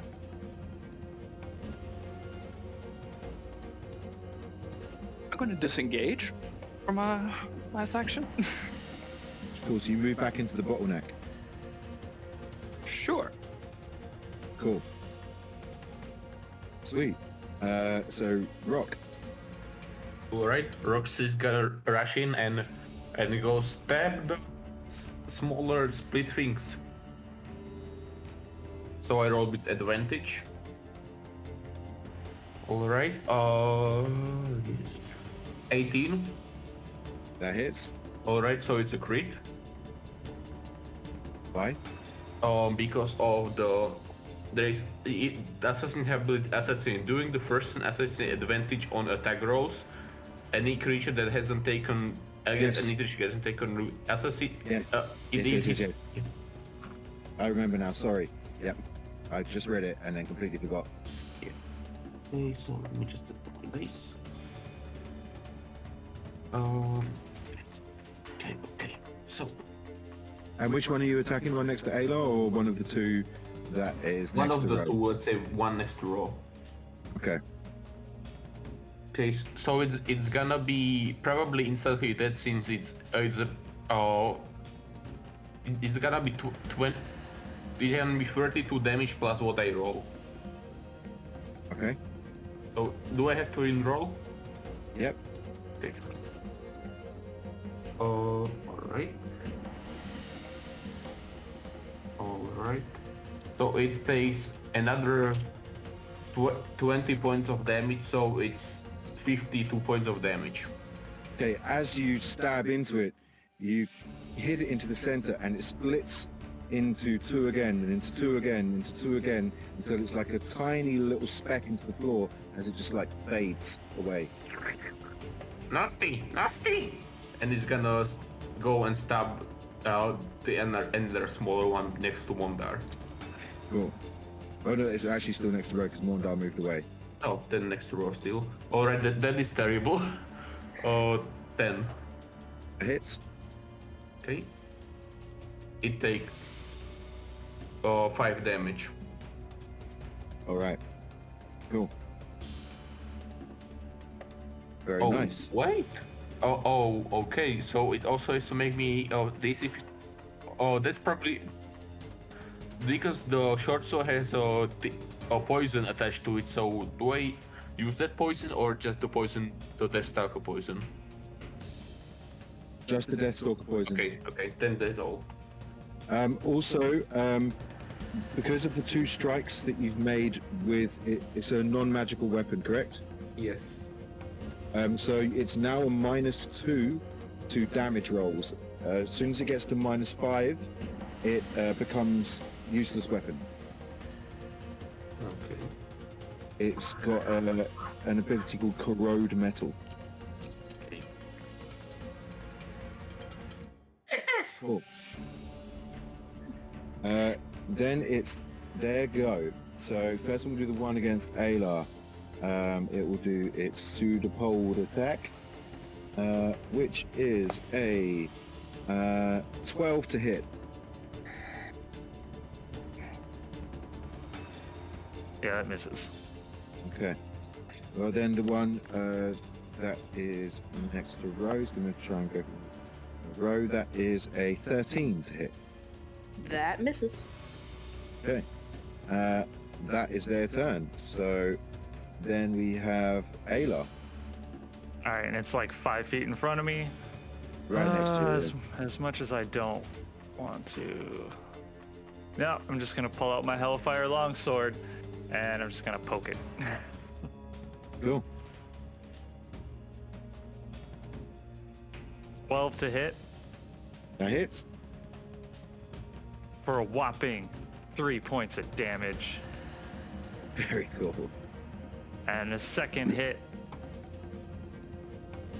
that one hits, it's a 19, for a whopping 8 points of damage. All right.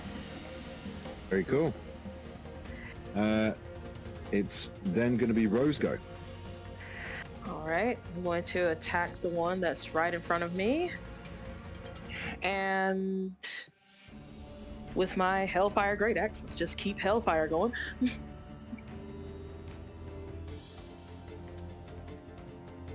That is a 24 to hit. Yeah, it's like 3 times over.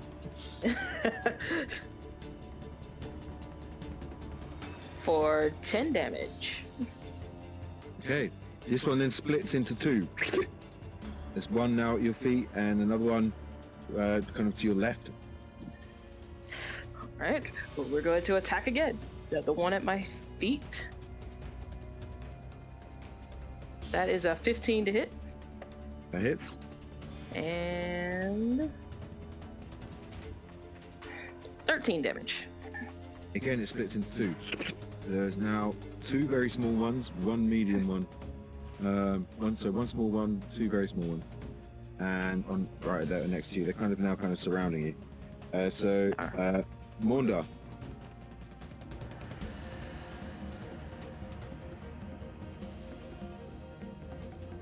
Is there like torches near there- or around me? Just the light from your weapons and the drift globe that Ro has up.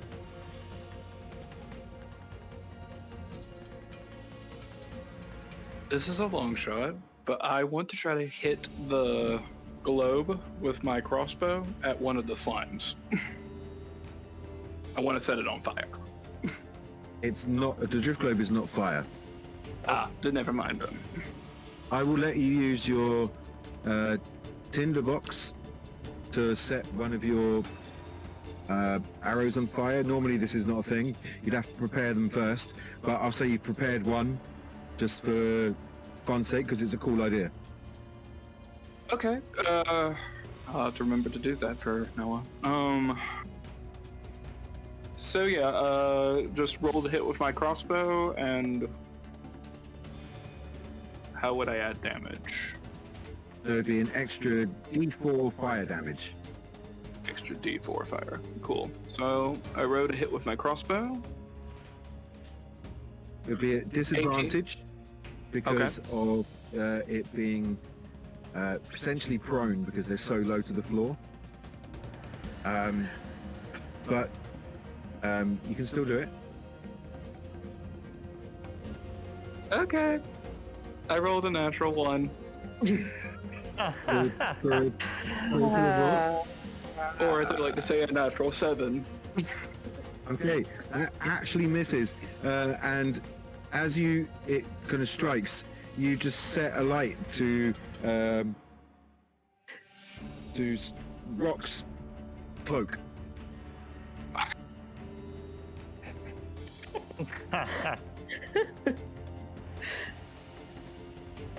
You hit me in the ass. What's wrong with you? I'm not the best with the crossbow. Especially when I got disadvantage. Anything else Roll you'd was an like to do? 18.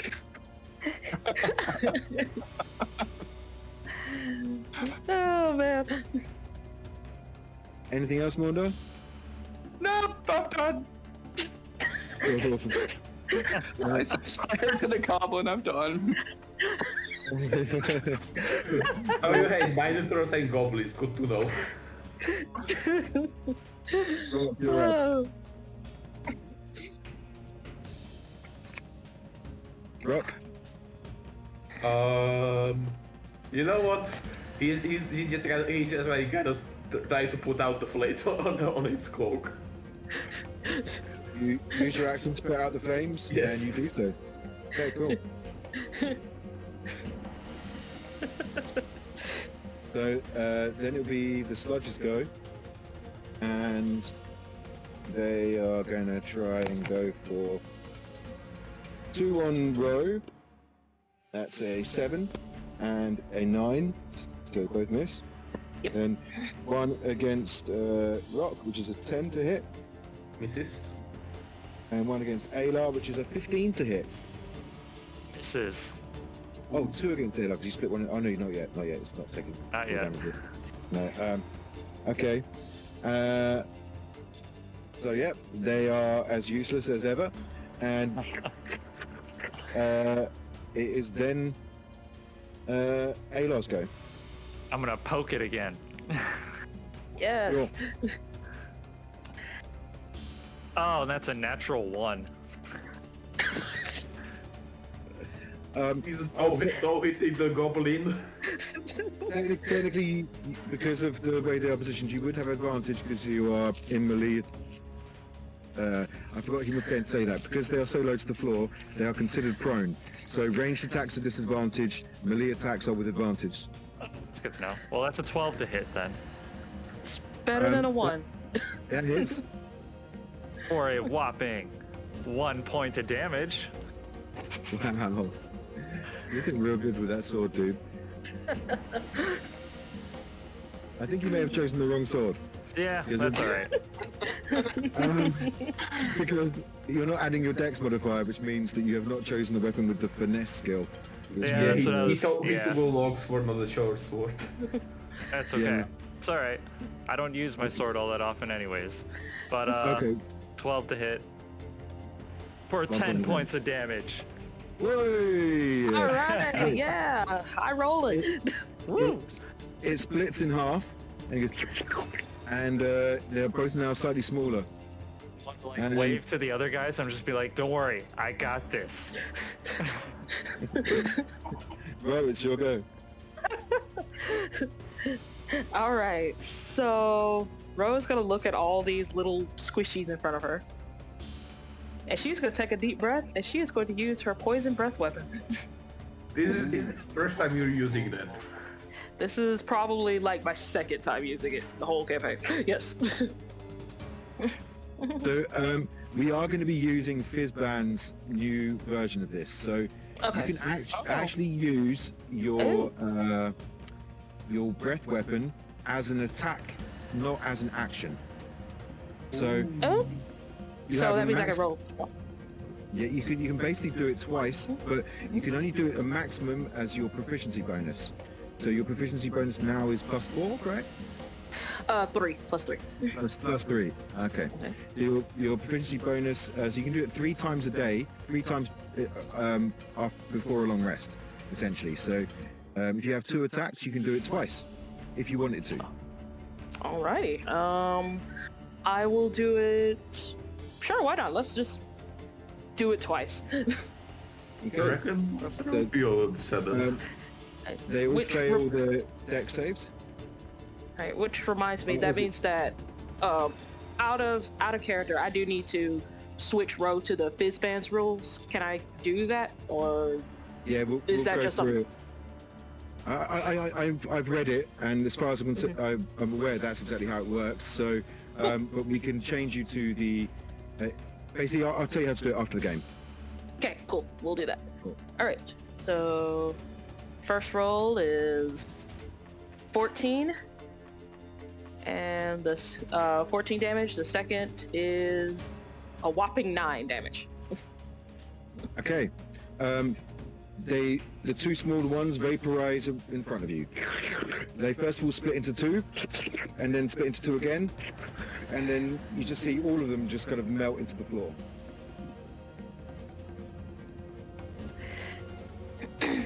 All right. She gives a thumbs up to Ayla.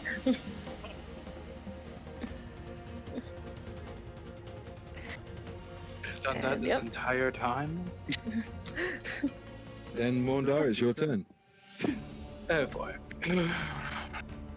Huh.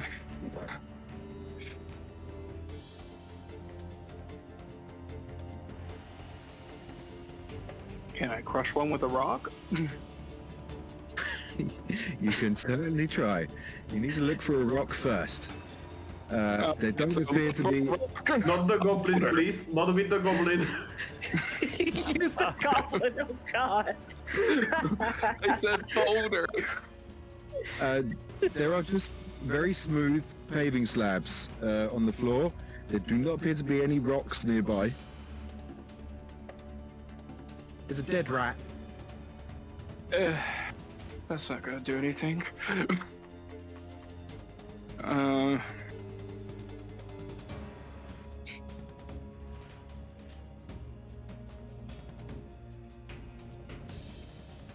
Screw it. Fire a crossbow at one of them. And So hope I one- don't hit the goblin. Well, Wait, no, one of not the fire a ones- crossbow. Not fire a crossbow. be one of the ones that is next to Ayla. Hmm? Because all of the ones that were next to Ro and Sticks, rock sticks, they're all vaporized from her breath weapon. So the only one that's left are the two that are standing next to Ayla, or laying next to Ayla.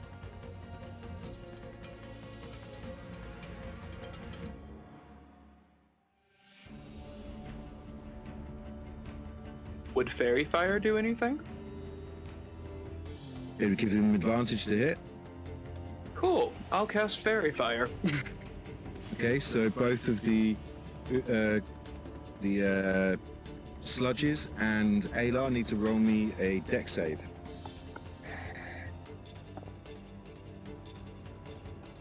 There's an 8 and a 5. 21. So Ayla saves, the two sludges fail, so they are now glowing. With what color fairy dust do you want them to be glowing in? Let's go with Morndar's favorite color. Deep amethyst. Very cool. They're glowing in this amethyst glittery light. Very cool. So rock sticks. Alright, just gotta go to one and just kind of try to stomp it with its foot. Just nothing. So you have advantage. Alright, that is a 5. With advantage. Yes. Alright.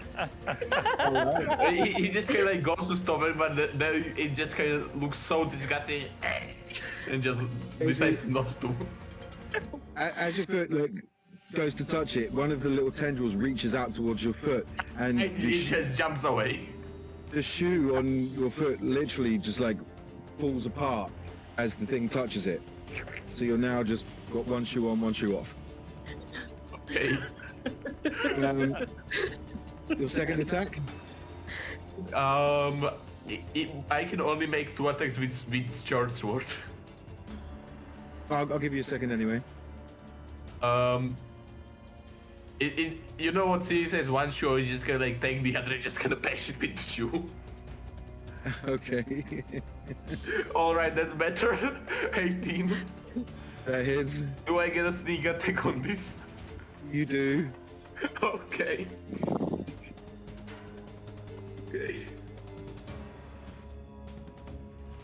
Okay, so that is 14 plus 2, so...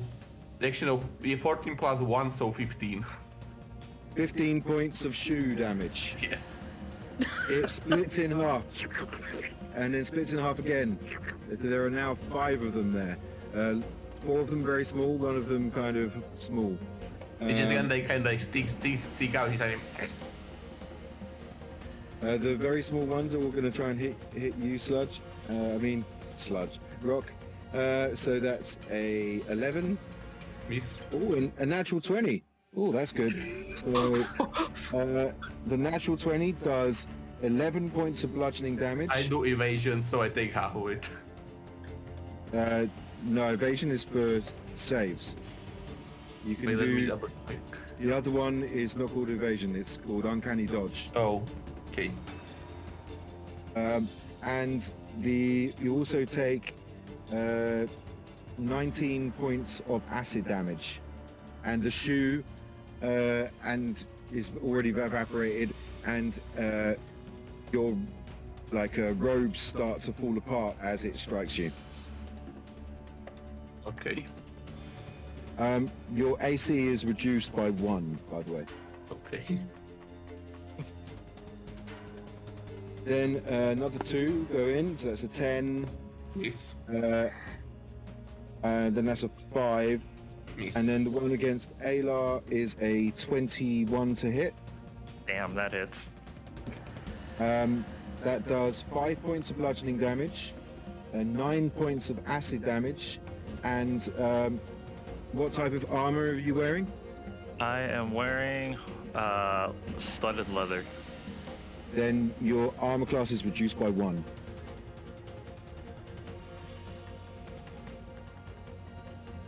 Alright. And then it's your go, Aylar. I'm gonna poke it. Go on. I wanna poke the one that hit me. Cool. Oh, and still at an advantage, right? Uh-huh. 12 to hit. That hits. 7 points of damage. Okay. It splits in half.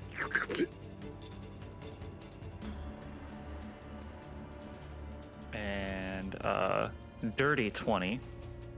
That hits. And that is going to be a whopping, really, it was almost 8. 2 points of damage. Cool. So there are now 7 of them in that. 6 of them in that area. Hold on, 1, 2, 3, 7. There are 7 of them in that area at the moment. And then it's going to go over to Ro. Okay. 7 of them in the area.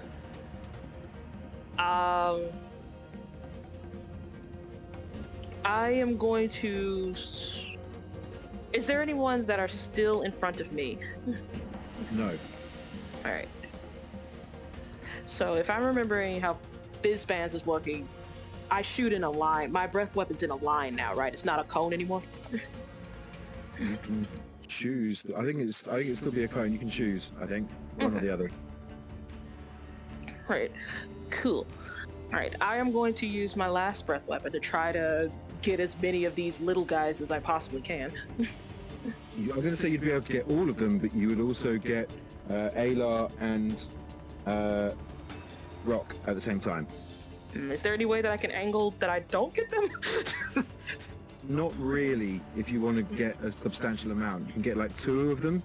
If you don't, and that's like aiming it like towards the corner of the room, because they are surrounding them both.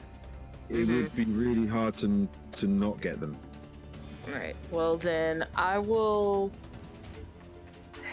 aim it so I could try to get just 2 of them, because if we could just knock out 2, that'll be fine. Okay. Alright, and then...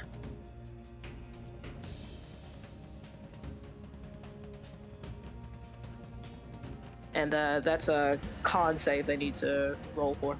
Cool. Alright. That is 6 and a dirty 20. Alright, so the 6 fails, and... The full damage and half damage, I believe. Yeah, so it would be 8 and 4. Okay, yeah, both of them get evaporated. Sweet. And for my second attack, I will use my Hellfire Great Axe, or my second action. Cool. Yeah. Alright, and it's with advantage. So... Dirty 20. That hits. And... 13 damage on it. Cool. He also evaporates, splits into two and evaporates. So, yeah, all good. So there are now 4 left. So Morndar, you'll go. Alright, so there's 5 remaining? 4. 4.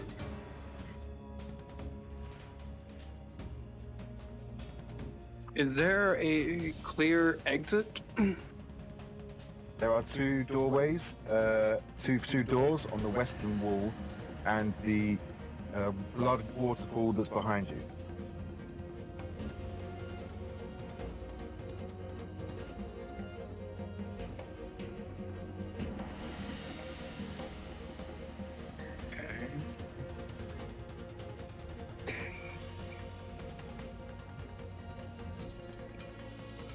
Alar and Rogue, any chance you guys can make a dash for one of the corridors? There's just 2 doors, and then you're in the corridor, which leads to from the room that you came from. Imagine it is like you entered. It's the room you entered is like a wine bottle, and you entered down the corridor. There's the bottleneck, and then you've got the room that's like a long, thin corridor with 2 doors on the right-hand side, which is western doors, even because the map is upside down essentially to you as you enter that way.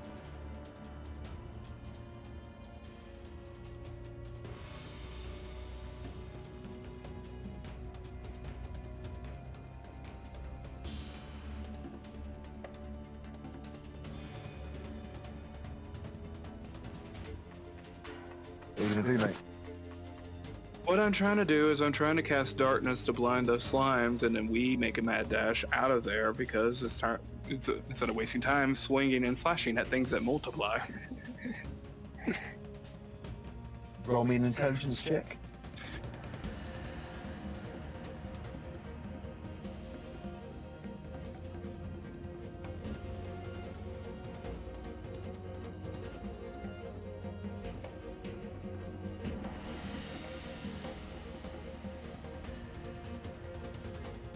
What did you get?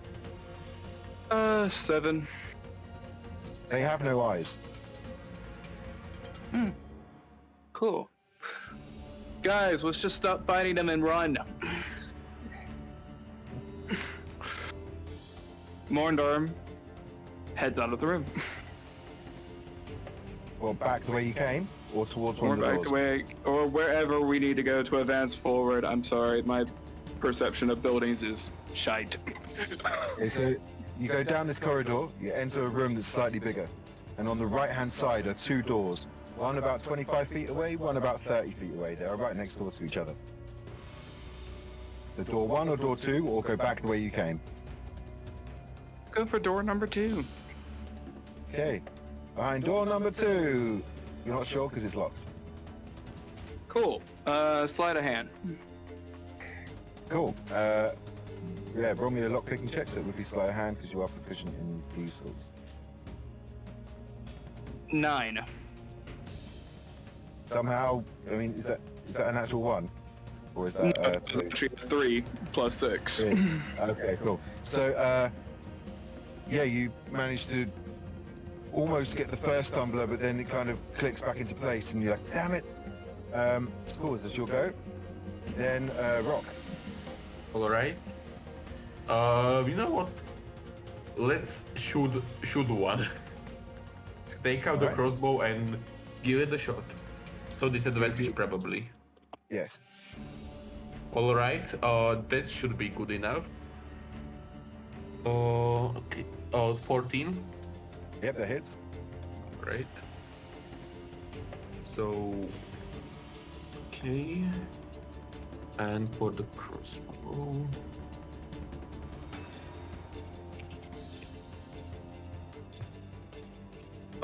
And 1d8. Okay.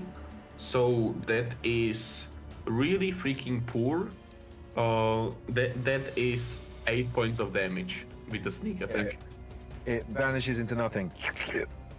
And Do you remember some time ago how we talk about how spoon is the strongest weapon? He's gonna take our spoon and be one with spoon. Okay. So spoon attack. Spoon attack, love it. Okay. So 16. So just 15. Hits. I guess 1 damage of spoon. Okay, the spoon evaporates into nothingness as you strikes it and does 1 point of damage to it. Okay, this is my turn. Cool. The sludge is gonna go for Alar to start with. Where did my dice go? Oh, there it is. That is a 19 to hit Alar. Yep, that hits. There's 3 points of bludgeoning, 10 points of acid, and your armor class is reduced by 1. Then another one against Alar, that's a 12 to hit, which I believe misses. That misses. Then another one against Ro, that's a 21 to hit. Yep. That does 2 points of bludgeoning damage and 6 points of acid damage, and your armor class is reduced by 1, unless you have Ow. magical armor. I don't think he has any armor. No, I do not. I got a nice shirt on, that's what I got. Oh, then your armor class is not reduced by 1, because you're not wearing armor. I forgot. Oh. I guess you are now shirtless. Yay! Oh! Then, How much acid damage was it? I got 2 bludgeoning. How much acid? 6. 6, okay. Then to hit Rock, that's a 22, Yes. and that is, oh, that's good. That's 7 points of bludgeoning damage, Okay. 9 points of acid damage, Okay. and your armor class is reduced by 1. Okay. Sweet. So, that's their turn. Ayla. So his studded leather armor just basically falls apart onto the ground because, yep. Oh and yeah, true. he's- Mine as well, actually. Yep. And he's gonna do what he can do, and he's gonna poke it.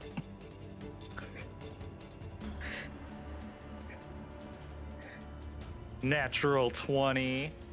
Bow, bow, bow. Super poke, yes. So it's gonna be Player of slugs. that's gonna be 18 points of damage. Cool.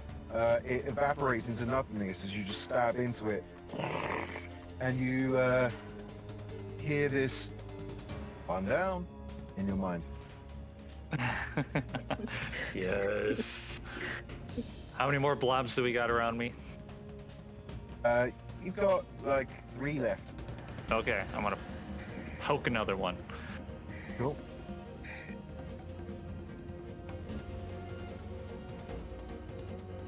And that's a 9 to hit. Okay. So that actually hits. Oh, dang. Cool. Yeah. For a whopping 5 points of damage. Okay, you get one of the smaller ones, and it goes meow, and you also hear 2 down.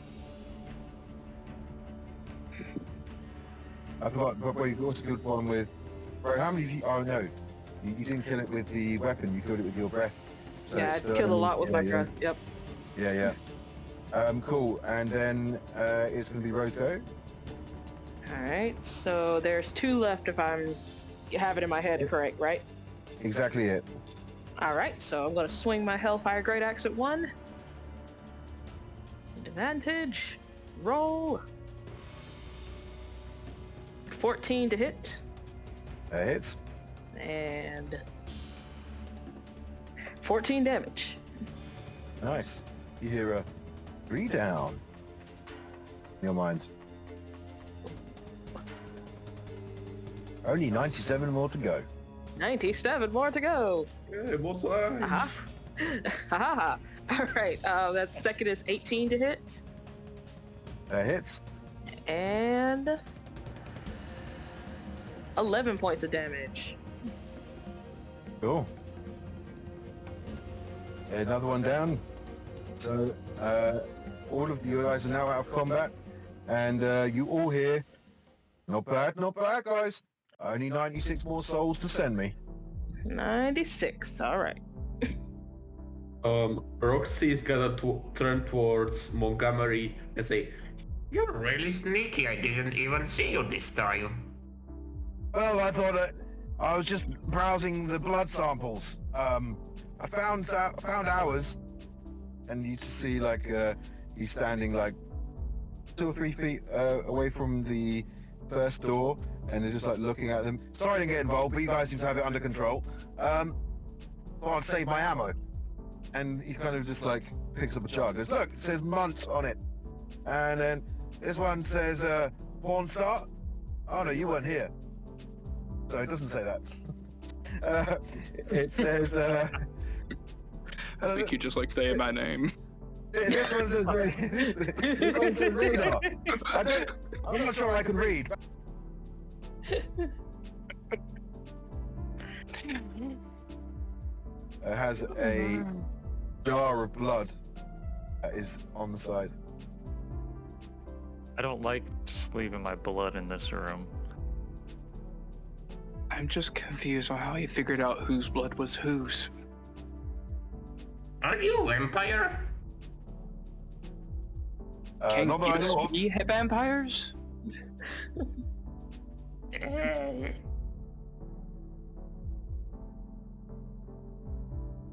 want to take my jar. Okay. As you put it off the shelf, do you put it into a bag or do you put it into a pocket? Or Put it in your beard. That's what I was just thinking. I should have taken the beards. I'm gonna put it in my beard. cool, you put it in your bed. Which is really bloody anyway.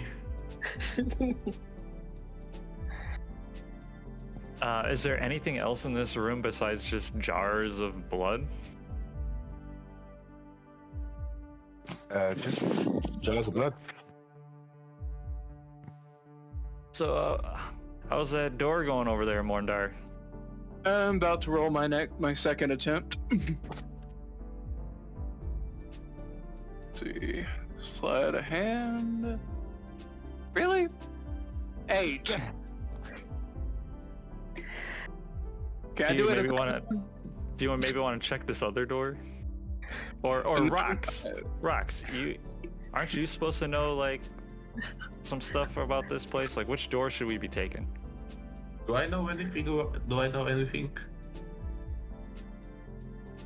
I mean, this looks like... So, everyone can roll me Arcana to see if you know what this room could be used for. Okay. Oh, that one I rolled decently. 15, okay. 18. Okay. So between you come to work out that this is probably either a hag that collects blood to have advantage on an advantage against you casting spells upon you, or some sort of blood magic.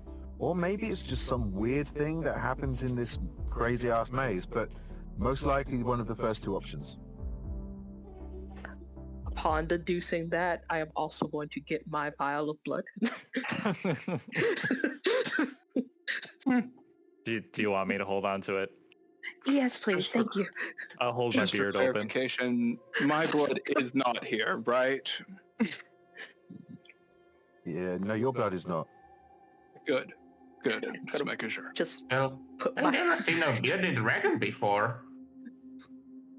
Oh, They are yes, I very have... rare. I have a few things in my beard as well. I'm gonna stick my hand in your beard, put my blood in there. That's disgusting. What's wrong with you?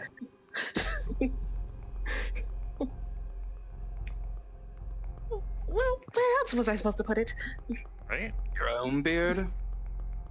Well, my beard has other things. It opens to a dimensional portal. You're telling me that We- gets full? We have a very intricate organization system. Yes. Yes. You mean there are other dimensions in your beard? Anyways, about the door. Anyway, yes, the door. The door.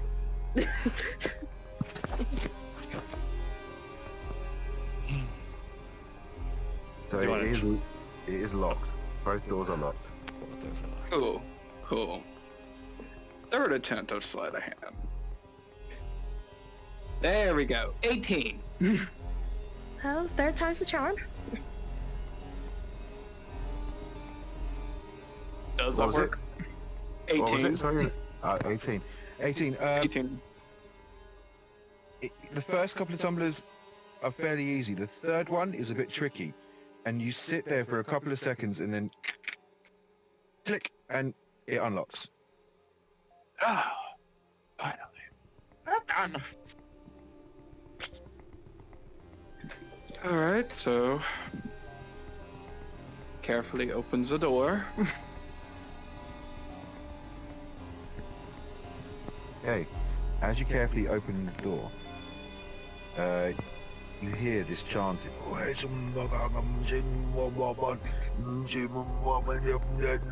Do any of you speak Abyssal?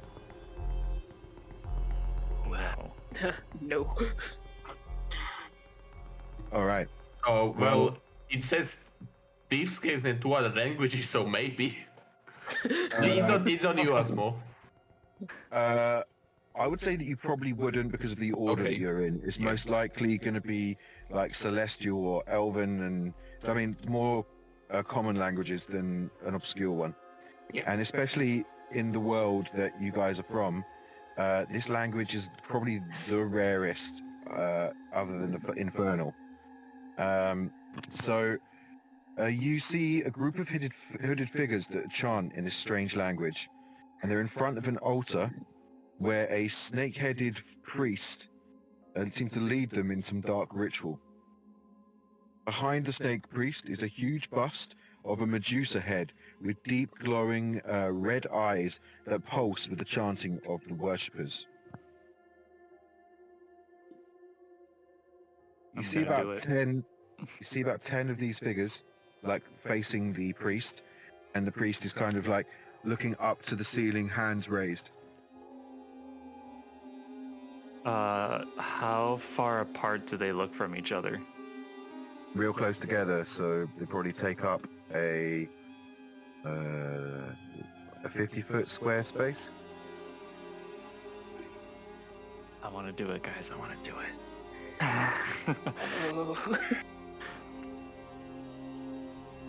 I want to keep like a hushed tone and be like, do we stop them? Do we take them out? Like, or do we try the other door? I better not help this things are happening under the city.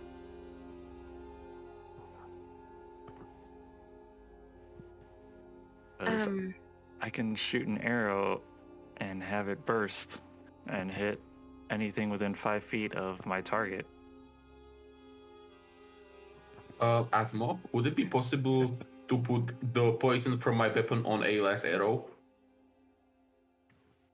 No, because it's within your Okay. blade. Okay. Well, let's see. Roll me a d100. If you roll over 75, you have a spare vial. Okay, let's do the blue ones. I don't know why. 60. 16. 60. Oh, 60. So no. I'm afraid you don't have Yeah. another spare vial. Okay. I could also throw something in there, maybe a creature that could distract them, and then we can close the door on them. What kind of creature did you have in mind? Something from here. I stroke my beard.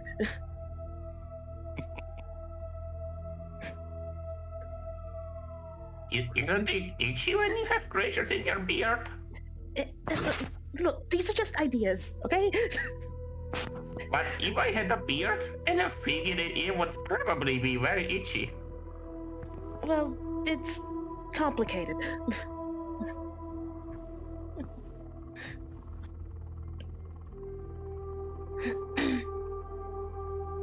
I mean, I don't know what they're doing. Maybe it's got nothing to do with us, but Well, here's another thought. We also don't know what's behind the other door. So if we are before we nix out this path, we might want to see what other path we got.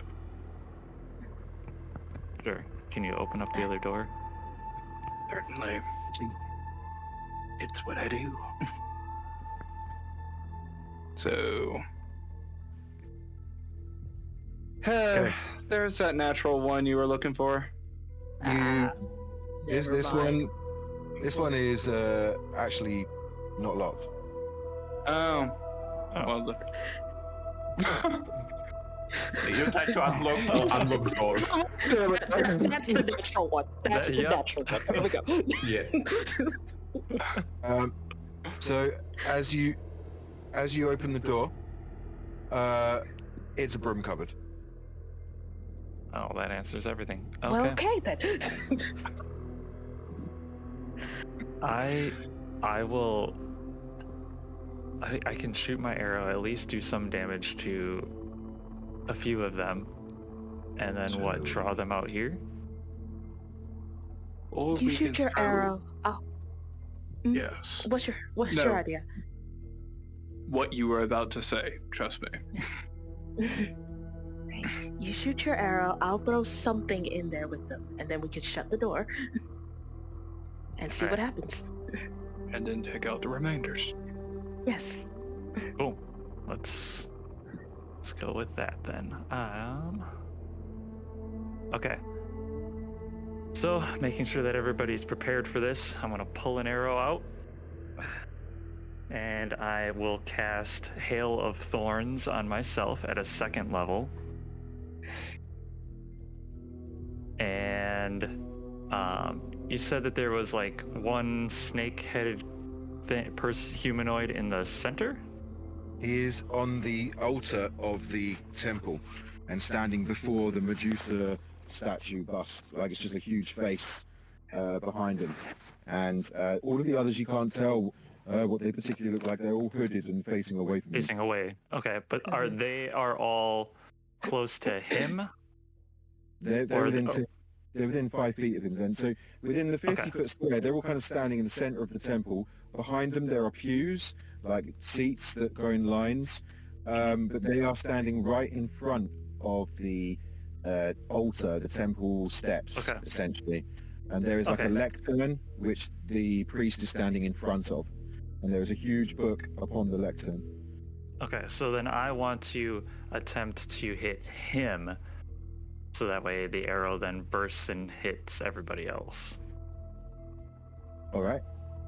So with my Hellfire longbow, Nice. it's going to be an 18 to hit. That hits. I guess, do I get advantage for like this sneak or surprise or anything like that, I guess? You do? Okay, then I'll want to do that. Oh, it's a 19 to hit, so cool. So my arrow does 10 points of damage. Alright. And then... Oops, where are you? There you are.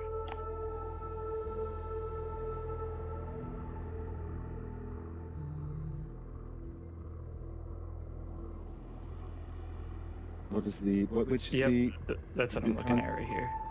So Hail of Thorns requires each creature within 5 feet must make a dexterity saving throw. Yes. 4 others. If they do make the save, they take half damage. Okay, But so 3 fail, but the priest actually saves. so 11 damage and then halved for whoever I'm succeeding. Okay. The priest was bloodied. And I am going to reach in my beard and just chuck as hard as I can. And it's going to be a 5. It becomes... It looks like a treasure chest that lands in front of him. So, the treasure chest is Not Is giving in the you door. money. And what's your guys' plan from this moment, so I know how to do this? We're gonna shut the door. And I guess can I take my Zenderviffer, my dwarven army axe? You can. Can I like shove it, like kind of try and wedge the door? I mean, I think that it's a Swiss axe, basically, isn't it? Swiss Yes, army it axe, is. essentially. Yep. So, Please, relax. it does have a set of thieves' tools, if I'm correct, right? A long list Hold of on. stuff. I can't remember. Yeah, I know. I'm like looking through this here. It does not. Okay, so the door opens. I mean, it says example tools. I mean, it can be almost anything. Okay. Well, I'm going to say that you'd need to either have some sort of key or use thieves' tools again to lock the door, because it opens inwards towards the room. So wedging an axe in the way, unless you do it the other side of the door and you're stuck the other side, it's not going to... Oh, okay. I gotcha. I know what you're saying. Yep. Yeah. Okay, then forget that idea. It's a cool idea, though. I liked it. It's just, it wasn't how I imagined the door opening. So are you attempting to lock the door before all of this kicks off? Yes, I can. I should have. Wait. You do. Okay. Go for it. Alright Dex then. Proficiency bonus. That's good. That's a 20. Yep. You managed to lock the door real quick, and you hear lots of shouting as they all kind of start bowling, and then you hear lots of shouts and some of this chomping noise as you assume the mimic has started to munch and attack. And then you hear this crunching noise after about 20 seconds as the mimic has been destroyed. But from the screams and noises, probably a few of them been injured, if not fallen. And then you hear a rattling as someone's placing a key into the lock. All right. I'm going gonna. to... I want to try something. Do I have like? I'm gonna take one of the balls and just kind of try to push the key out of the hole. Denial. Okay. Just roll me an initiative check to see if you can do it fast enough. Okay. I'm gonna be International tool on the dice of currently up. I got a 15. What's your dex modifier? Plus. Plus 3. Okay, so yeah, you don't manage to get there in time. The lock is already starting to be turned. I'm gonna go to the back of the room, kind of where we entered in, so I got some distance. I'm gonna take a Door's step gonna back. get And I'm into gonna a sneak and attack position. I'm gonna take a step back and ready my Hellfire Great Axe. Cool. I'm just gonna like take my sword, just gonna point it at the door, and just scream. Can I wave my wand of underwhelming wonder? Why now? Yes, you can. Yes, I'm totally going to. Are you planning to use it when they enter, or are you planning to use it Yes, before? as soon as I see that door open, I'm just gonna wave it. Actually, Why since the mimic is dead, I'm gonna take this time to reach into my beard and pull out another friend to Okay, have right beside me. wicked. Roll again. All right. 2. Ah, it's another swarm of insects. Great. Cool. Nice. So, a small insect falls out of his globule that just splatters on the floor, and these like weird slugs go. And then everyone roll me initiative. You will get a surprise round, but I'm just going to write initiative down now. Okay. All right. Better than last Better time. as well. All right, Six. 16 again. 13 Consistent. again. All right. A Nice. 19. Look at these nice rolls. Finally having advantage on initiative works out for you. Hopefully you've been adding the advantage all this time. I have. It's just. So let's go above 20. Okay. 15 to 20. 19. Okay. 15 for me.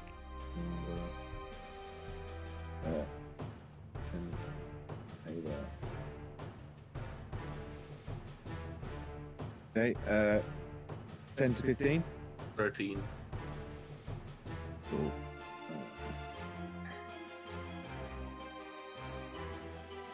Sweet.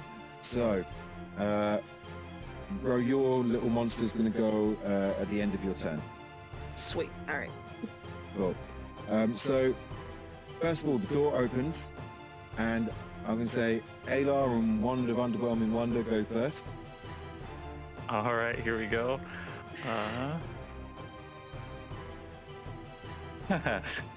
Heavy snow falls in a 60-foot radius centered on the target. The area becomes heavily obscured. The snow falls until the start of my next turn. So you guys are now knee-height in snow as it blizzard just whips up. All attacks from everybody are at disadvantage due to the heavy snow. Yeah, genius. But that is happening the same time as the first initial surprise attack. So 3 of them pile forwards. So first of all, let's go for our 2 sneakies. So let's have Mondar first, followed by Rock. Well, this is going to be fun. I'm going to... You have advantage, I would say, because you're probably on either side of the door. Okay, so I'm going to sneak attack with the Hellfire Short Sword. Okay. So... Ooh, 24 to hit. That hits. Hellfire Short Sword. The Short Sword does 6, and the sneak attack... The sneak attack was 23, so 29. Yeah, you absolutely destroy this one. Just shove it straight into her neck, and that's 1 more soul down. She drops to the floor, and the next one walks in between. It is Rock's go. All right. It's just gonna like, let's in your eyes, and he's just gonna try to jump at his face. Okay. What do I have to roll for that? Well, you are rolling an attack. Yeah. Okay. It's So yeah, short sword okay. attack. So I get -2, so that would be 18. No, it's -2 to damage. Oh, okay. So then it's dirty 20. That hits. All right. So it automatically crits. So it takes Yep. reduced damage by 2. So it takes 7 damage straight up, Yep. and then another 1 from the roll, and then the sneak attack. It's gonna be okay. So there's gonna be 29 damage from the sneak attack, Yep. That one also dies. and it's just kind of gonna try to leap off the face and stab another one. Well, this is just 1 attack for the held action for the surprise round. Okay. Then Ro, the third one, comes piling through the door. You get your held action. All right. So I'm gonna swing with my great axe. Is this just a straight roll or disadvantage or Straight roll. advantage? Okay, straight roll. Oh, thank God. Okay, it's a 13 to hit. That hits. Okay. It was so close to a natural one. Oh, jeez. There's the one. All right, 4 damage. Okay. As they're running through, you notice that they are fairly scantily clad. None of them are wearing armor. They're just wearing these hooded shawls, but underneath that, they're just wearing a kind of shimmering green dress with a belt.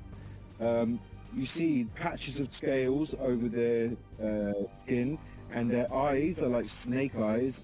But other than that, they look fairly human. So one of them survived from the initial piling through, and then we go back to the top of the round. So Ro, it is your go. All right, I will take another swing at the one closest in front of me, but that's gonna be at disadvantage because of the lovely snow.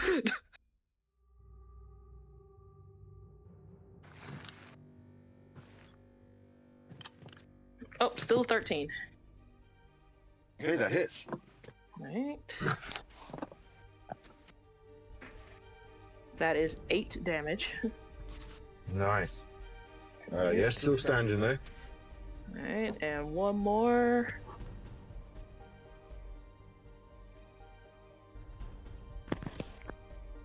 That's a 12 to hit. That hits. Alright. And that's 12 damage. Okay. As you strike the second time, you just cleave into the kind of space between the shoulder and the neckline, and like almost cut her in half as it buries into her chest. And that's another soul collected.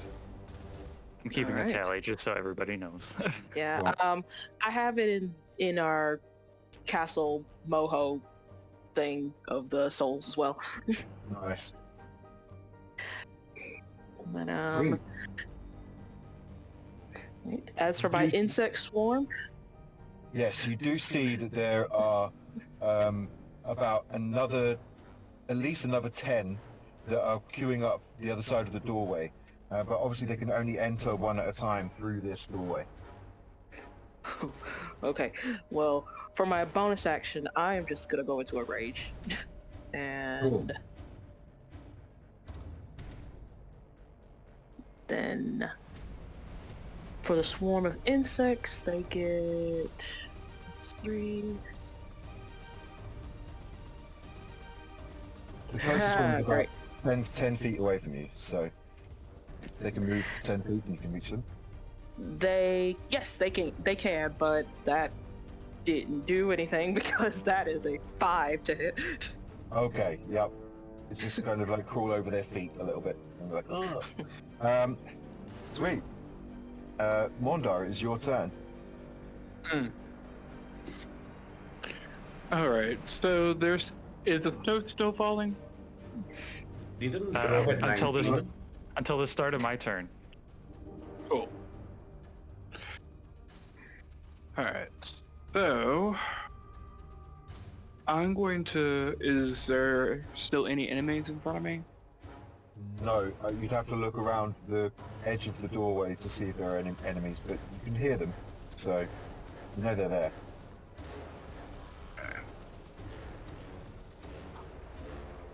I go back and I'm going to hide again. Wait for them to come through the door. Okay. So bonus action hide, roll me a stealth check.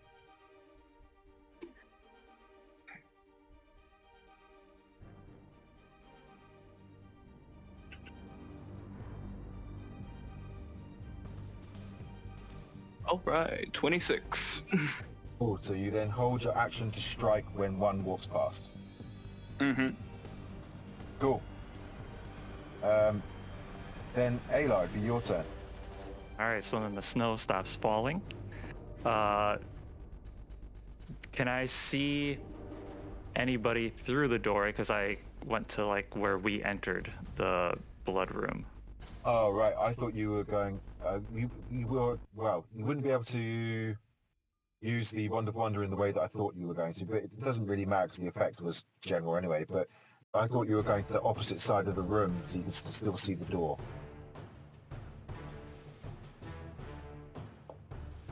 Oh, they're not across from each other? No, they're not. Oh, okay, gotcha. So if you're going from the way that you entered, the doors would be on the right-hand side as you're looking at the room you're in. Yeah. So then I'll just kind of move a little bit so that way I have like an angled view of the door, maybe not directly straight in front of it. Cool. And then I will see here. I'll check my stuff.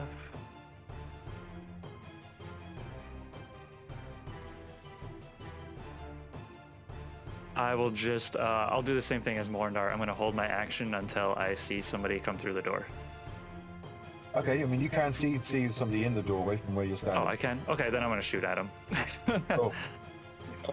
I am going to do this first one as a sharpshooter. Nice.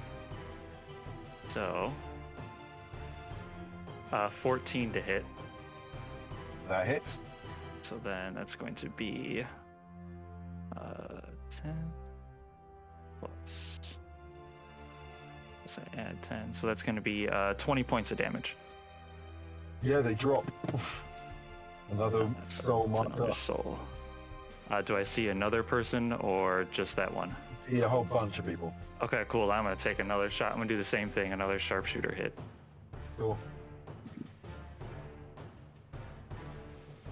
That's going to be a 10 to hit. That just misses, I'm afraid. Oh, damn. Okay.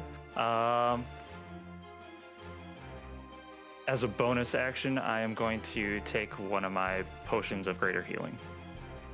Okay. So another one, then the one-T's go. One of them will run through, which means that Morndar, you get your held action. Roll to hit with advantage. Hit with advantage. Let's see.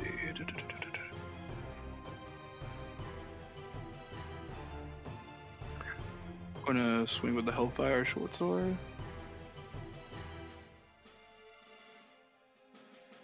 $18 to hit. That hits. See, 6 with the short sword, plus, so 16 in total. Yeah, she looks severely hurt, but she's not downed. She will then turn to you and make 2 attacks. Question. Since I basically jumped on one of the person's face that are there in the door, do I get opportunity attacks since it's technically running past me? It's not running past you. Okay. It would be in your space, but it's not left your space. Okay. So that's a 13 to hit, and then a 16 to hit you, Morndar. The 13 misses, the 16 hits. Okay, that's 6 points of damage. 6 That's points? Cool. Yes, from a dagger. And you then need to roll me a Constitution saving throw.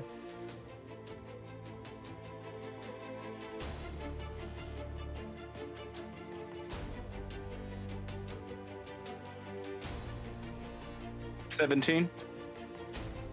Okay, so you pass. You do not take any poison damage. Oh.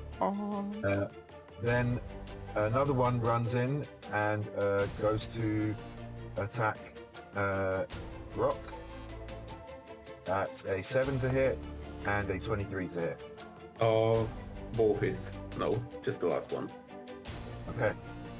Then you take 4 points of slashing damage and you need to roll me a Constitution saving throw. I'm going to say that because of the amount of poisons you use, you can roll with advantage because you would have been subjected to lots of poison. Okay. Well, thank you for the advantage. That's 15. It would be 4 otherwise. Okay. Yeah, you pass and you do not take the poison damage. Okay. Sweet. Then 3 more pile in. 2 of them going round to attack Rock, and one of them runs past and around you, Rock, so they try and avoid, but they're trying to get to Ro, and they managed to get to. Oh, but Ro, the insects would have got an opportunity attack. Oh, okay.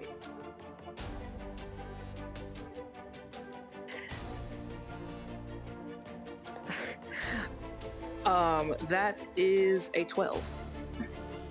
Okay, that hits, so roll damage. That'll be the one that first came through the door that Morndar struck. All right. Roll damage. Okay.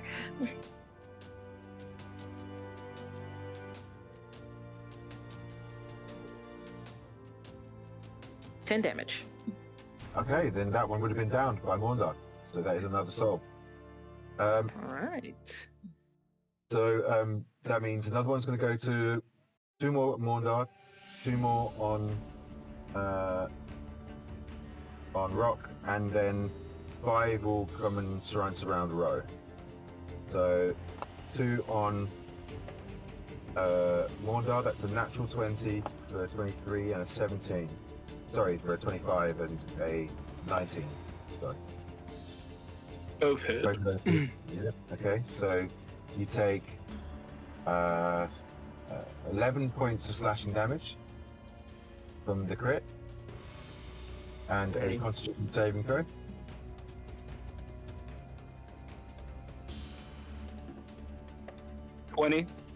Dirty 20. Okay, cool.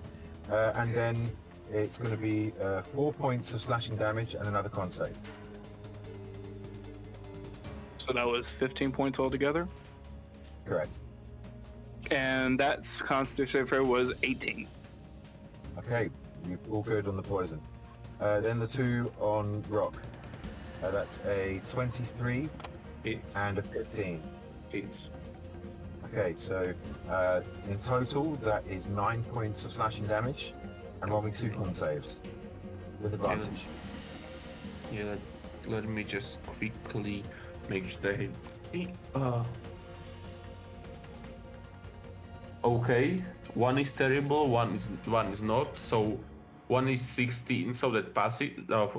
16, so passes, and the second one is 6, so probably fails. Yeah, that fails. So you take 3 points of poison damage, and you have the poisoned condition.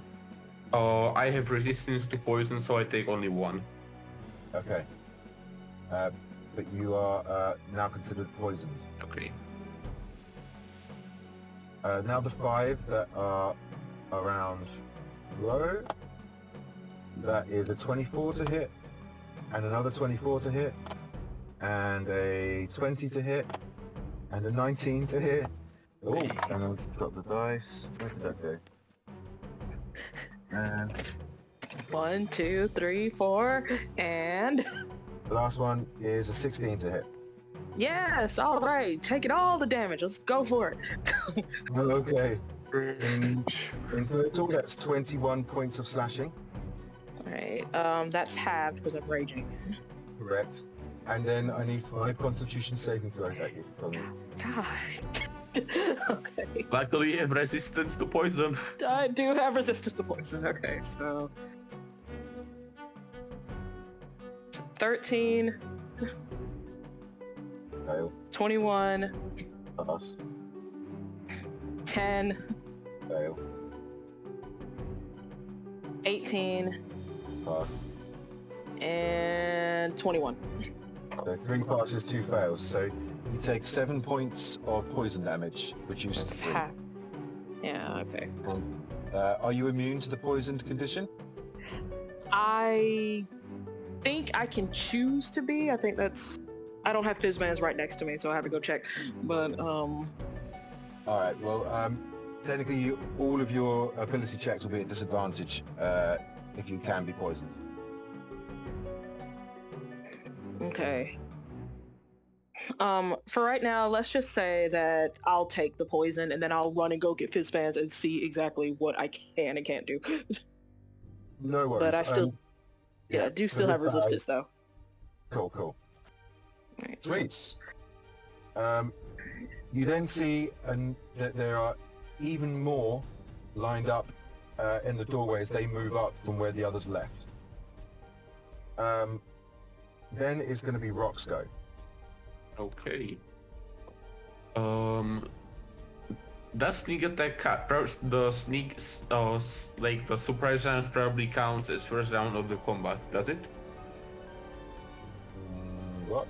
It means that if Yeah. the person has not taken their go, then it would count. But they have taken their go, so it would not count. Yeah. Okay.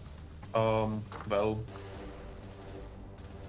I guess gonna shoot one by row, so that's with disadvantage. Cool. All right, that's double 13, so that is 19. That hits. Okay, so sneak attack probably as well. Yep. Okay. And okay. And last one. Okay. So that is 14 points of damage. Okay. It looks real hurt, but it's still standing.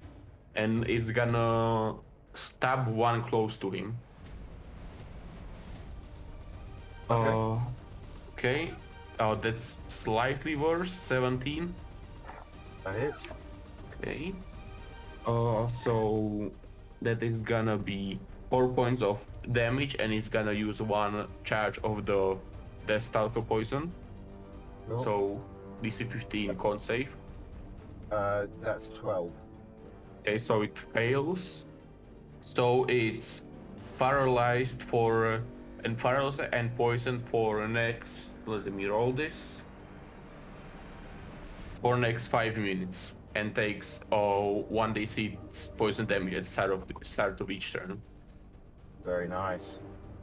Such a cool poison. Wicked.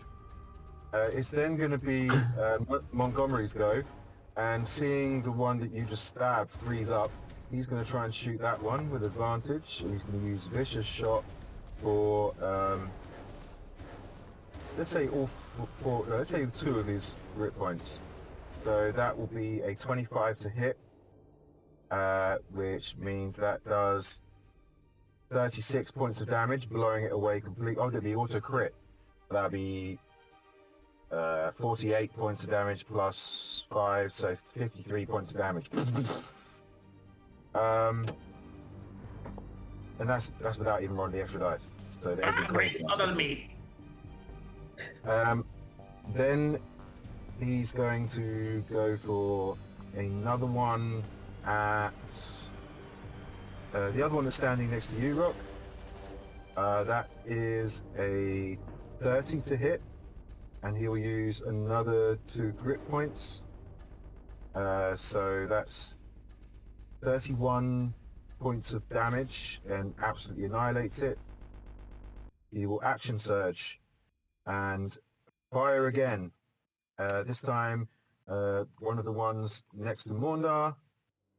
That's a 24 to hit, and does so he's got 1 grip point left. So yeah, he'll use it. So that is not so great. 20 points of damage, which does kill it. And last shot against the other one next to Morndar, which will be a 19 to hit, which hits, and he does 17 points of damage, which leaves it almost dead. Oh no, the other one was already dead. So do the one next to Ro and kill that one too. Not a bad round, 4 shots, 4 down. Montgomery Right. just kind of cheers up. Ah! All our firearms! Wonderful piece of equipment. And Ro, it's your turn. You now have 4 surrounding you. All right.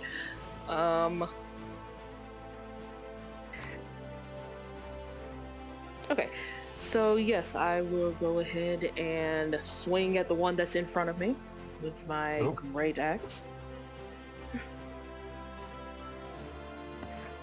So 17 to hit. That hits.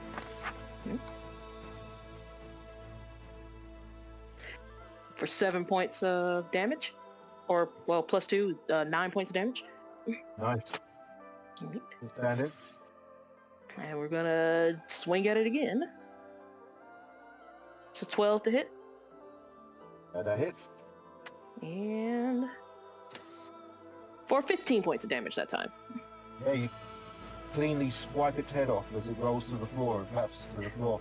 Another soul gathered. Right. Ro is still, though, annoyed because she wanted to take out more because she saw what Montgomery did.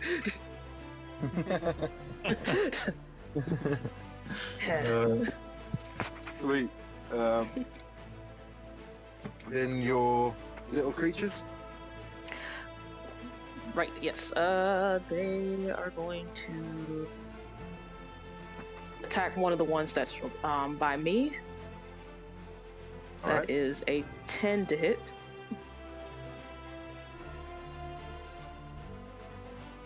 That just misses. 10 to hit misses. Ah, dang. Okay. Well, they're just gonna flutter about then. Cool. Then up next, we're going to have Mondar. So all the ones around me are dead, correct? Yes. Cool. That's what I thought. Alright. And Ro killed all the ones near her? I sure did. No. Sure, Dion. Cool. I'm going to go sneak attack one of them with my rapier +1 because I haven't used it all day.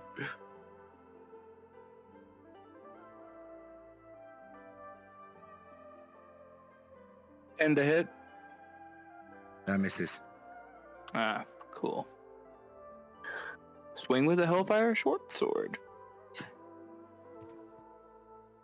16 to hit.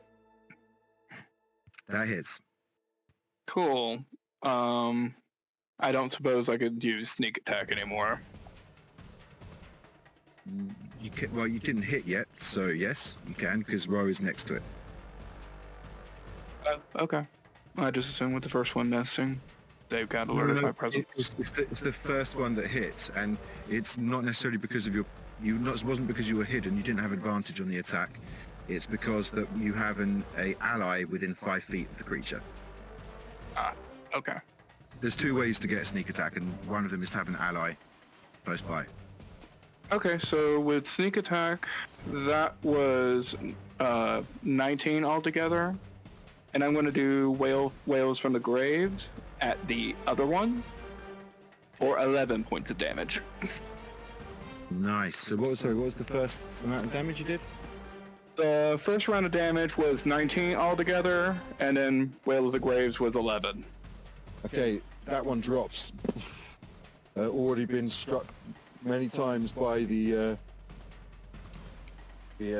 mimic that was thrown in the room, and the other one snarls at you. Not dead, but looking hurt from the Whales of the Grave.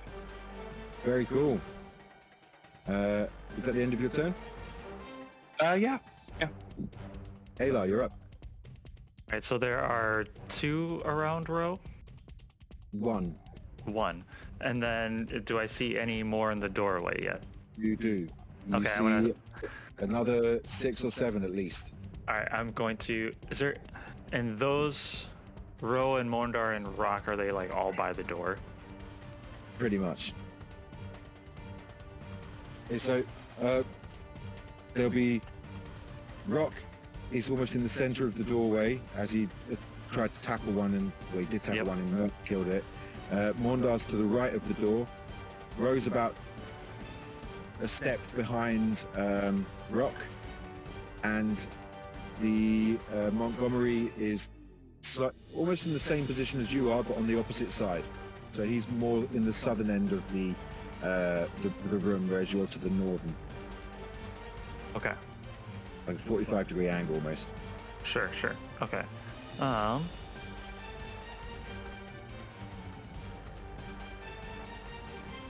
Sorry, I'm just kind of like drawing this out so I kind of know what to do. Well, good. All right, I am going to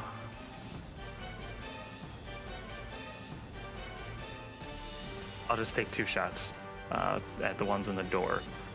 Cool. Sharpshooter again. So the first one to hit is going to be a... Wow, okay. 23 to hit. That is. And so that's going to be 20 points of damage. Down. So as that one goes down, you see that out of the ones that have been in, most of them were hurt as they entered. You now see a lot fresher, lot angrier looking acolytes as these the ones that kind of is standing behind the one, like it's got 2 daggers in hand and looking mightily annoyed. You see that lots of these also have short bows. Oh, I want to shoot one that has a short bow because highly doubtful maybe that the dagger one won't come near me. So sharpshooter that guy. Cool. It's going to be a 9 to hit. That misses, I'm afraid. Just bounces into the door frame. And let's see.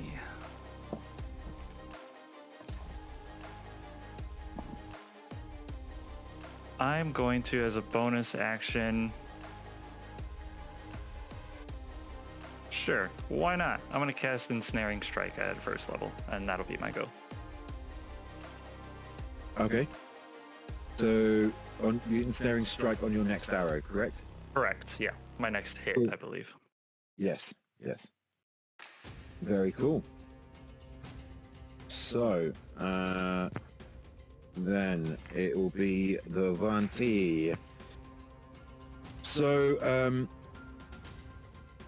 we're going to have 3 more pile in, and they are all holding short sword in one hand, dagger in the other. So 5 more, sorry, pile in. 2 going on to each of the rogues, and 1 going on to Row. So let's get another dice. I can do all this at once. So first 2 attacks against Morndar is a natural 20 and a 6. Sorry, an 8. An 8. I believe 8 misses, natural 20 hits. So Yep.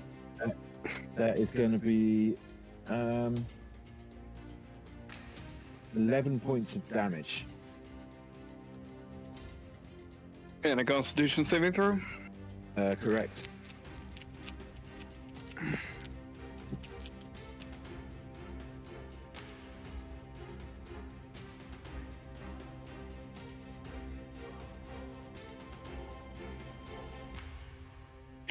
Natural 20 with a Constitution saving throw. Nice, so you're fine. And The you next said 2, 11. so the next 2 at Rock. That's an 18 and a 17. Oh, hit. And then 17. I forgot to do the last 2 attacks against you as well, Morndar. They both miss. So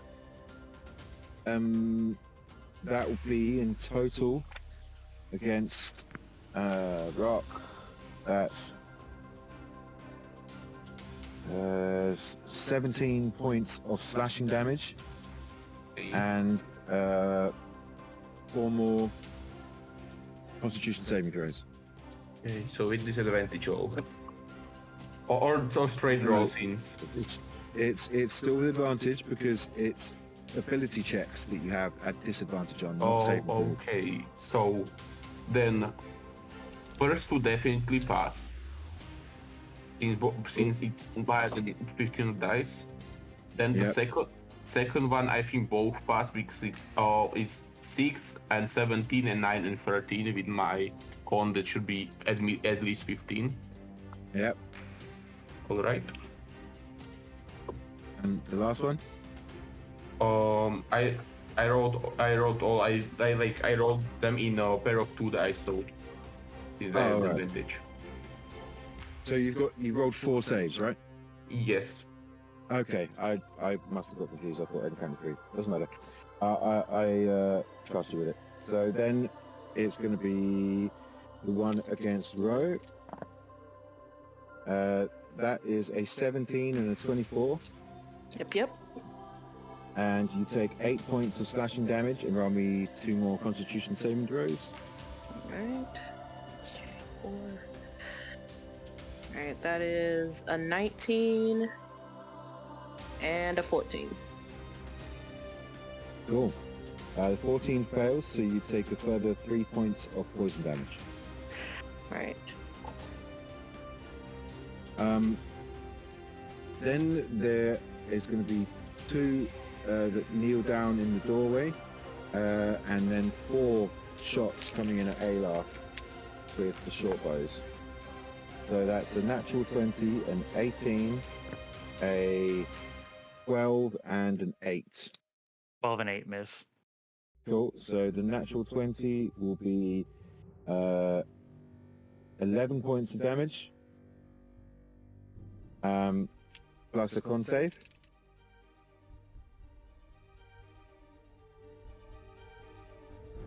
That's a 13. Okay.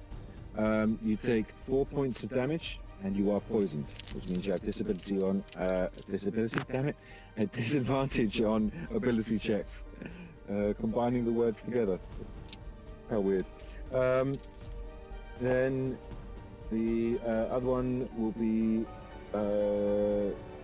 7 points of slashing damage,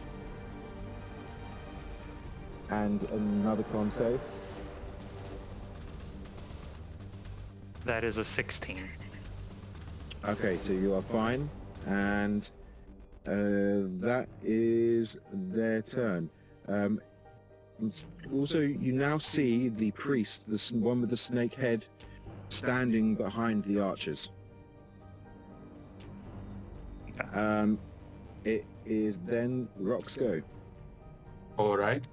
Since I'm really freaking low HP, I'm just gonna take my disengage, I guess, just kind of try to parkour over there, just kind of like bounce off their heads and get to safety. Okay, So disengage and get out. You heading towards Ayla or heading towards Mun? I think towards mine, since Ayla just got shot. Okay, cool.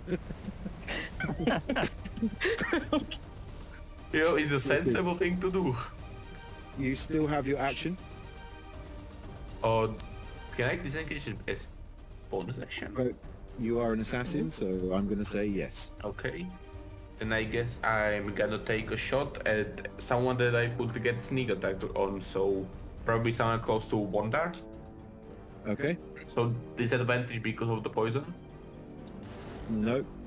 Okay. It's just, I mean, sometimes some poison is on attack rolls as well, but I'm just saying this is just for ability checks, this poison. Okay, so that is 14. That hits. Okay, so that's gonna be sneak attack.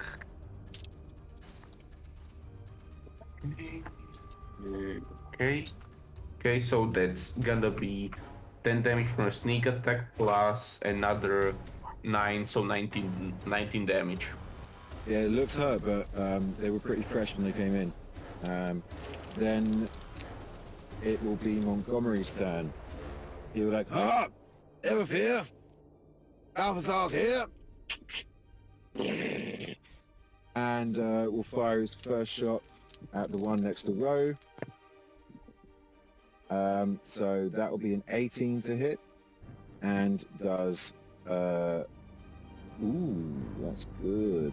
That's 26 points of damage, and you just see a massive hole just blasted in her chest. And she kind of looks down, and as she looks down, another one comes flying in and punches in the chest for a dirty 20, and that does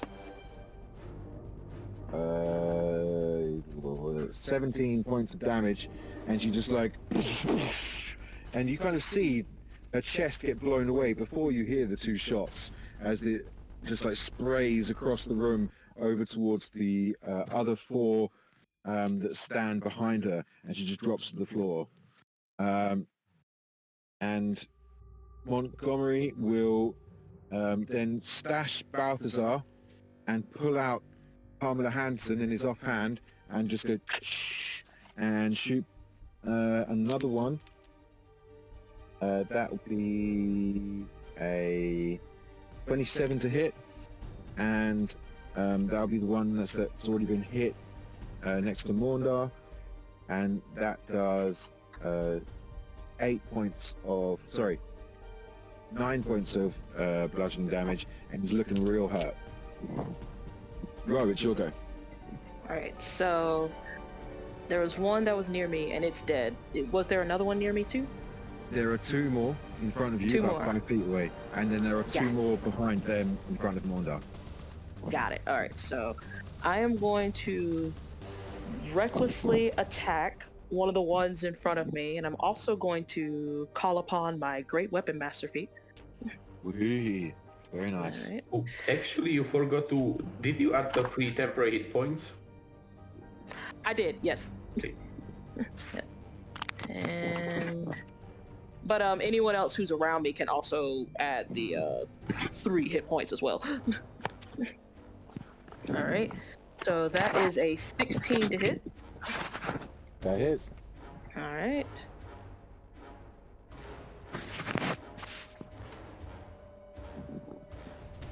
For 15 damage.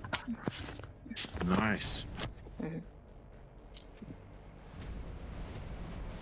And then... Why not? Let's do the same thing again. Let's recklessly Great Master attack. So as soon as you go reckless once, you're reckless for that round. Okay, reckless complete. Alright. Yeah. Alright. So...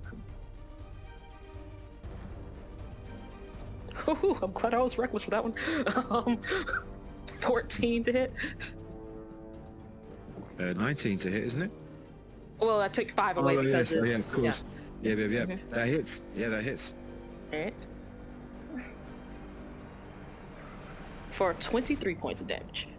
Yeah, she is down. You just like smash her into pieces with your Hellfire Axe. Another soul done. Another soul, alright.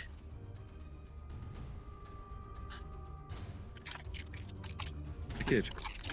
Anything else, bro? You gonna use your little creatures again? Yes, I am.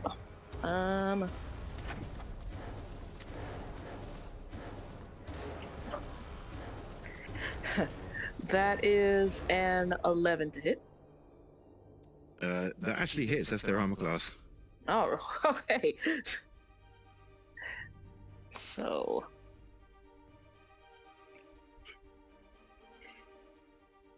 For a total of 12 damage. Nice. So that is, I would say this can go for one that's standing in front of Morndar, and that one's now starting to look quite hurt because it was Yes. because they were feeding near the door. Sweet. Morndar, you're up. You got one in front of you, and another one that's just over to the side where Ro is. Swing with my rapier to take out the one in front of me. Cool. 17 to hit. Yeah, that hits. Which does 12 damage. Nice. Looking real hurt. Oh, and still alive. That's unfortunate. Swing with the Hellfire Short Sword. 24 to hit. That hits. 9 damage. Is it dead now? It is dead now. Oh, good. Another Alright. soul. I Another was gonna soul. fire. I was gonna fire my crossbow, but alas, not this round. Cool. So, Ayla, you're up. There is one more that is still standing in front of Ro. And then I have the 2 bows through the door, and then There's 4 bows through the door, Four and bows through one the door. and the big boss guy. I am going to sharpshoot one of the guys with the bow. Cool. So that's going to be a 14 to hit. That hits. You're going for the same one that you hit last time. Yeah. Cool. So that's going to be 18 points of damage. He's down. Oh, okay. So that's another soul. Damn, it didn't really work out. So in other words, my ensnaring strike pretty much just went kaput. Well, the ensnaring strike doesn't have a radius. No, that is Hail of Okay. Thorns, Gotcha. which is what I'm gonna do next. I'm gonna do my bonus action to cast Hail of Thorns for my next hit, which I'm going to sharpshoot. I'm gonna sharpshoot the snake guy in the back. Is Okay. he within 5 feet of the bows? He is. Okay, then yes, that's what I'm gonna do. Okay. That's another 14 to hit. That just hits. That is his armor class. Hell yeah. So that's gonna be 19 points of damage to him. That's just with the arrow. Give me 1 second here.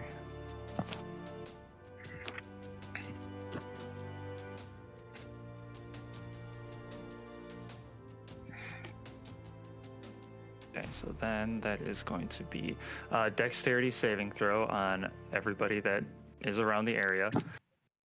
They have to beat a 12. All of them fail apart from the main guy you first hit. Okay, so they take 13 points of piercing damage. He takes half of that. Okay. And then the bows looking pretty hurt from that. And then what I'm going to do is I'm going to move myself as far as I can over towards Munt so I can get away from their view of the door. Okay. Very cool. It is their go, and the 3 are going to shoot at Ro.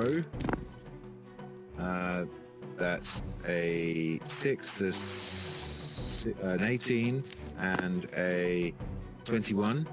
So 2 hits. Yeah, 2. Okay, so that is 9 points of damage in total. Piercing damage, and then 2 con saves.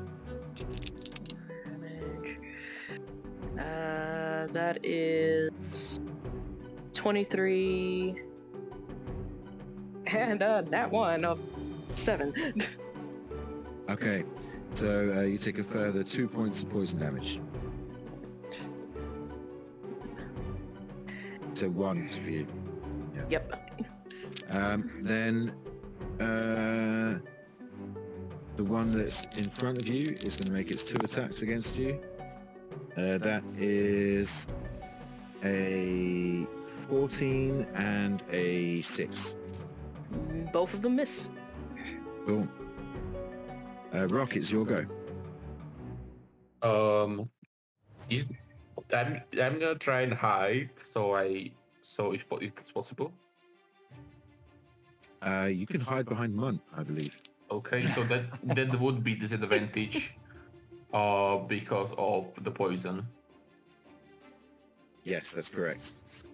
Yeah, Still make it I'm disadvantage. definitely not very sneaky this time. That is. Oh wait a second. I'm actually kind of sneaky. That is 12. I didn't realize I have +9 to stealth. They have a passive perception of 14, so Okay, they're- so still not sneaky. Yeah. But sneakier think you're sneaky. sneakier than I expected. So, and I guess just kind of climb on his shoulder and just kind of take a shot at one of the archers. Okay, All right, that is a good one. That is 23. that hits. Oh, so no sneak attack. No sneak attack. Okay, 9 points of damage. All right. Cool, looking real hurt. Then it is Montgomery's go. So that will be a 14 to hit one, and then a natural 20, which gives him his grip one back.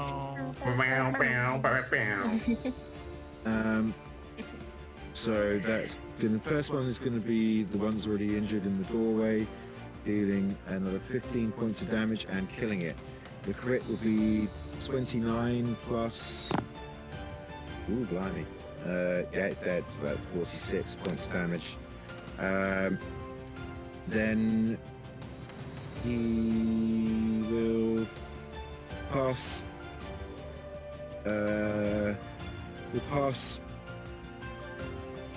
Rock a standard healing potion from his belt and hand it to you. He doesn't feed it to you because that's an action, but he gives it to you to take on your next go. Okay. Ro, it is your turn. All right. I am going to stare down the one that's still near me and do another reckless Great Master attack. Cool.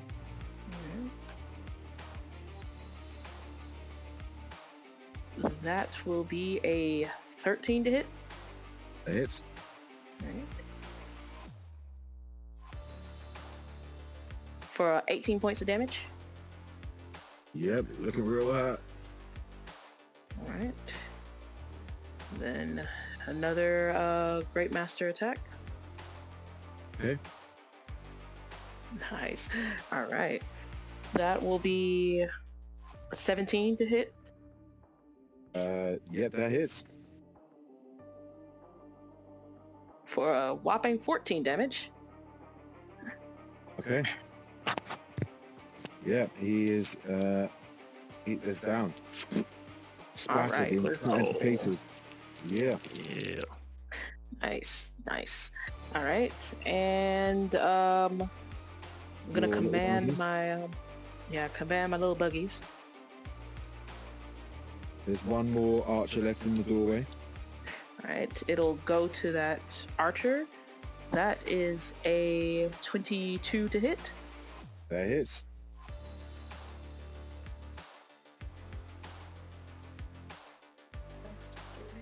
For a total of 9 damage. Nice. Then up next we have Mordor.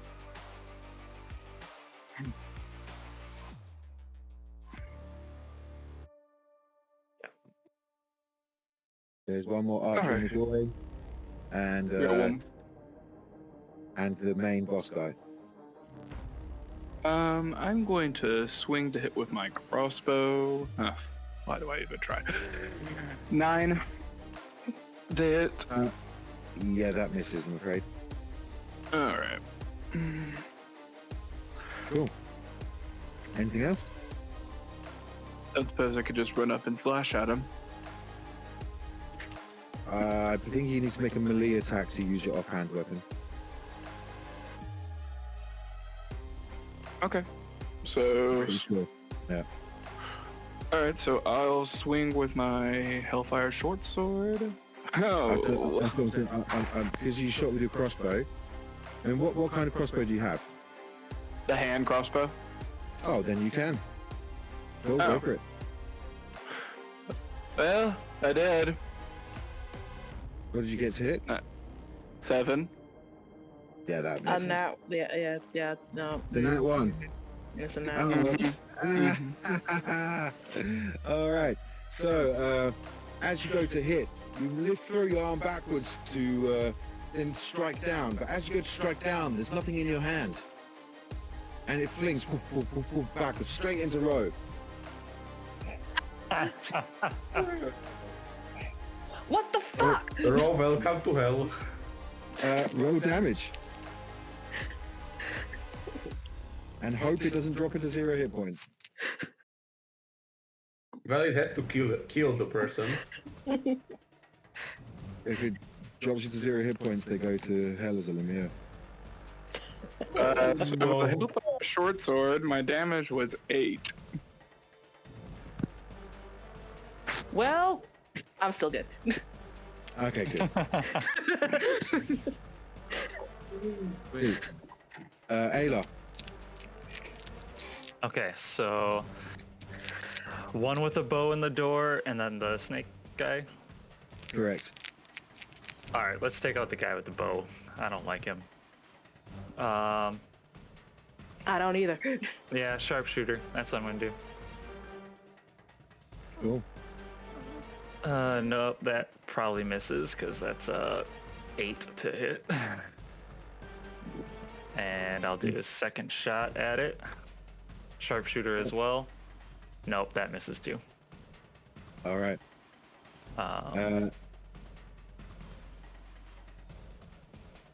There you Yeah. go. I'm going to... Oh no, I can't do that as a bonus action. I'm going to feed myself another one of my greater healing potions that I bought. Okay. And then that'll be my go, yeah. Cool.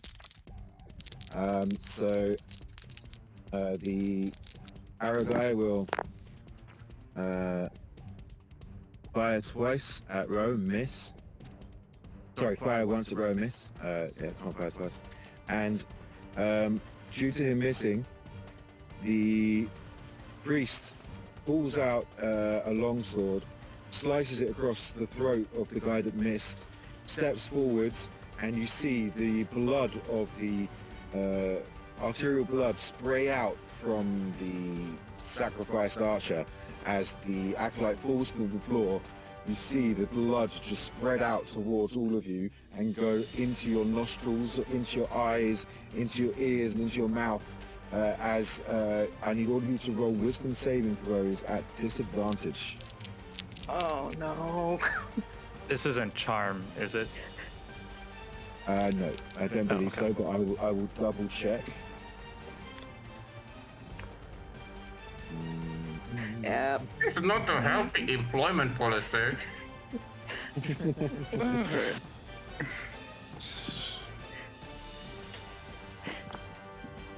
Oh, that's the wrong bit. That's why I can't find it in there.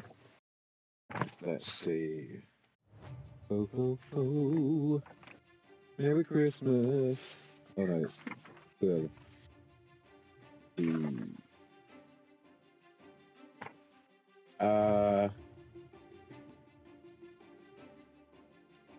No.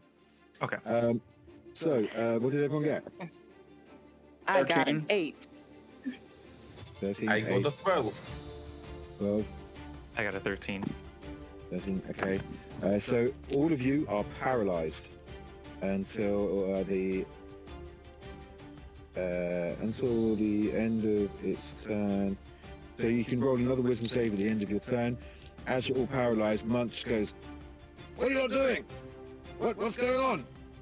And at that, I think we'll call it the end of the session. And we'll start with you guys paralyzed, about to get sacrificed to the god of snakes next session.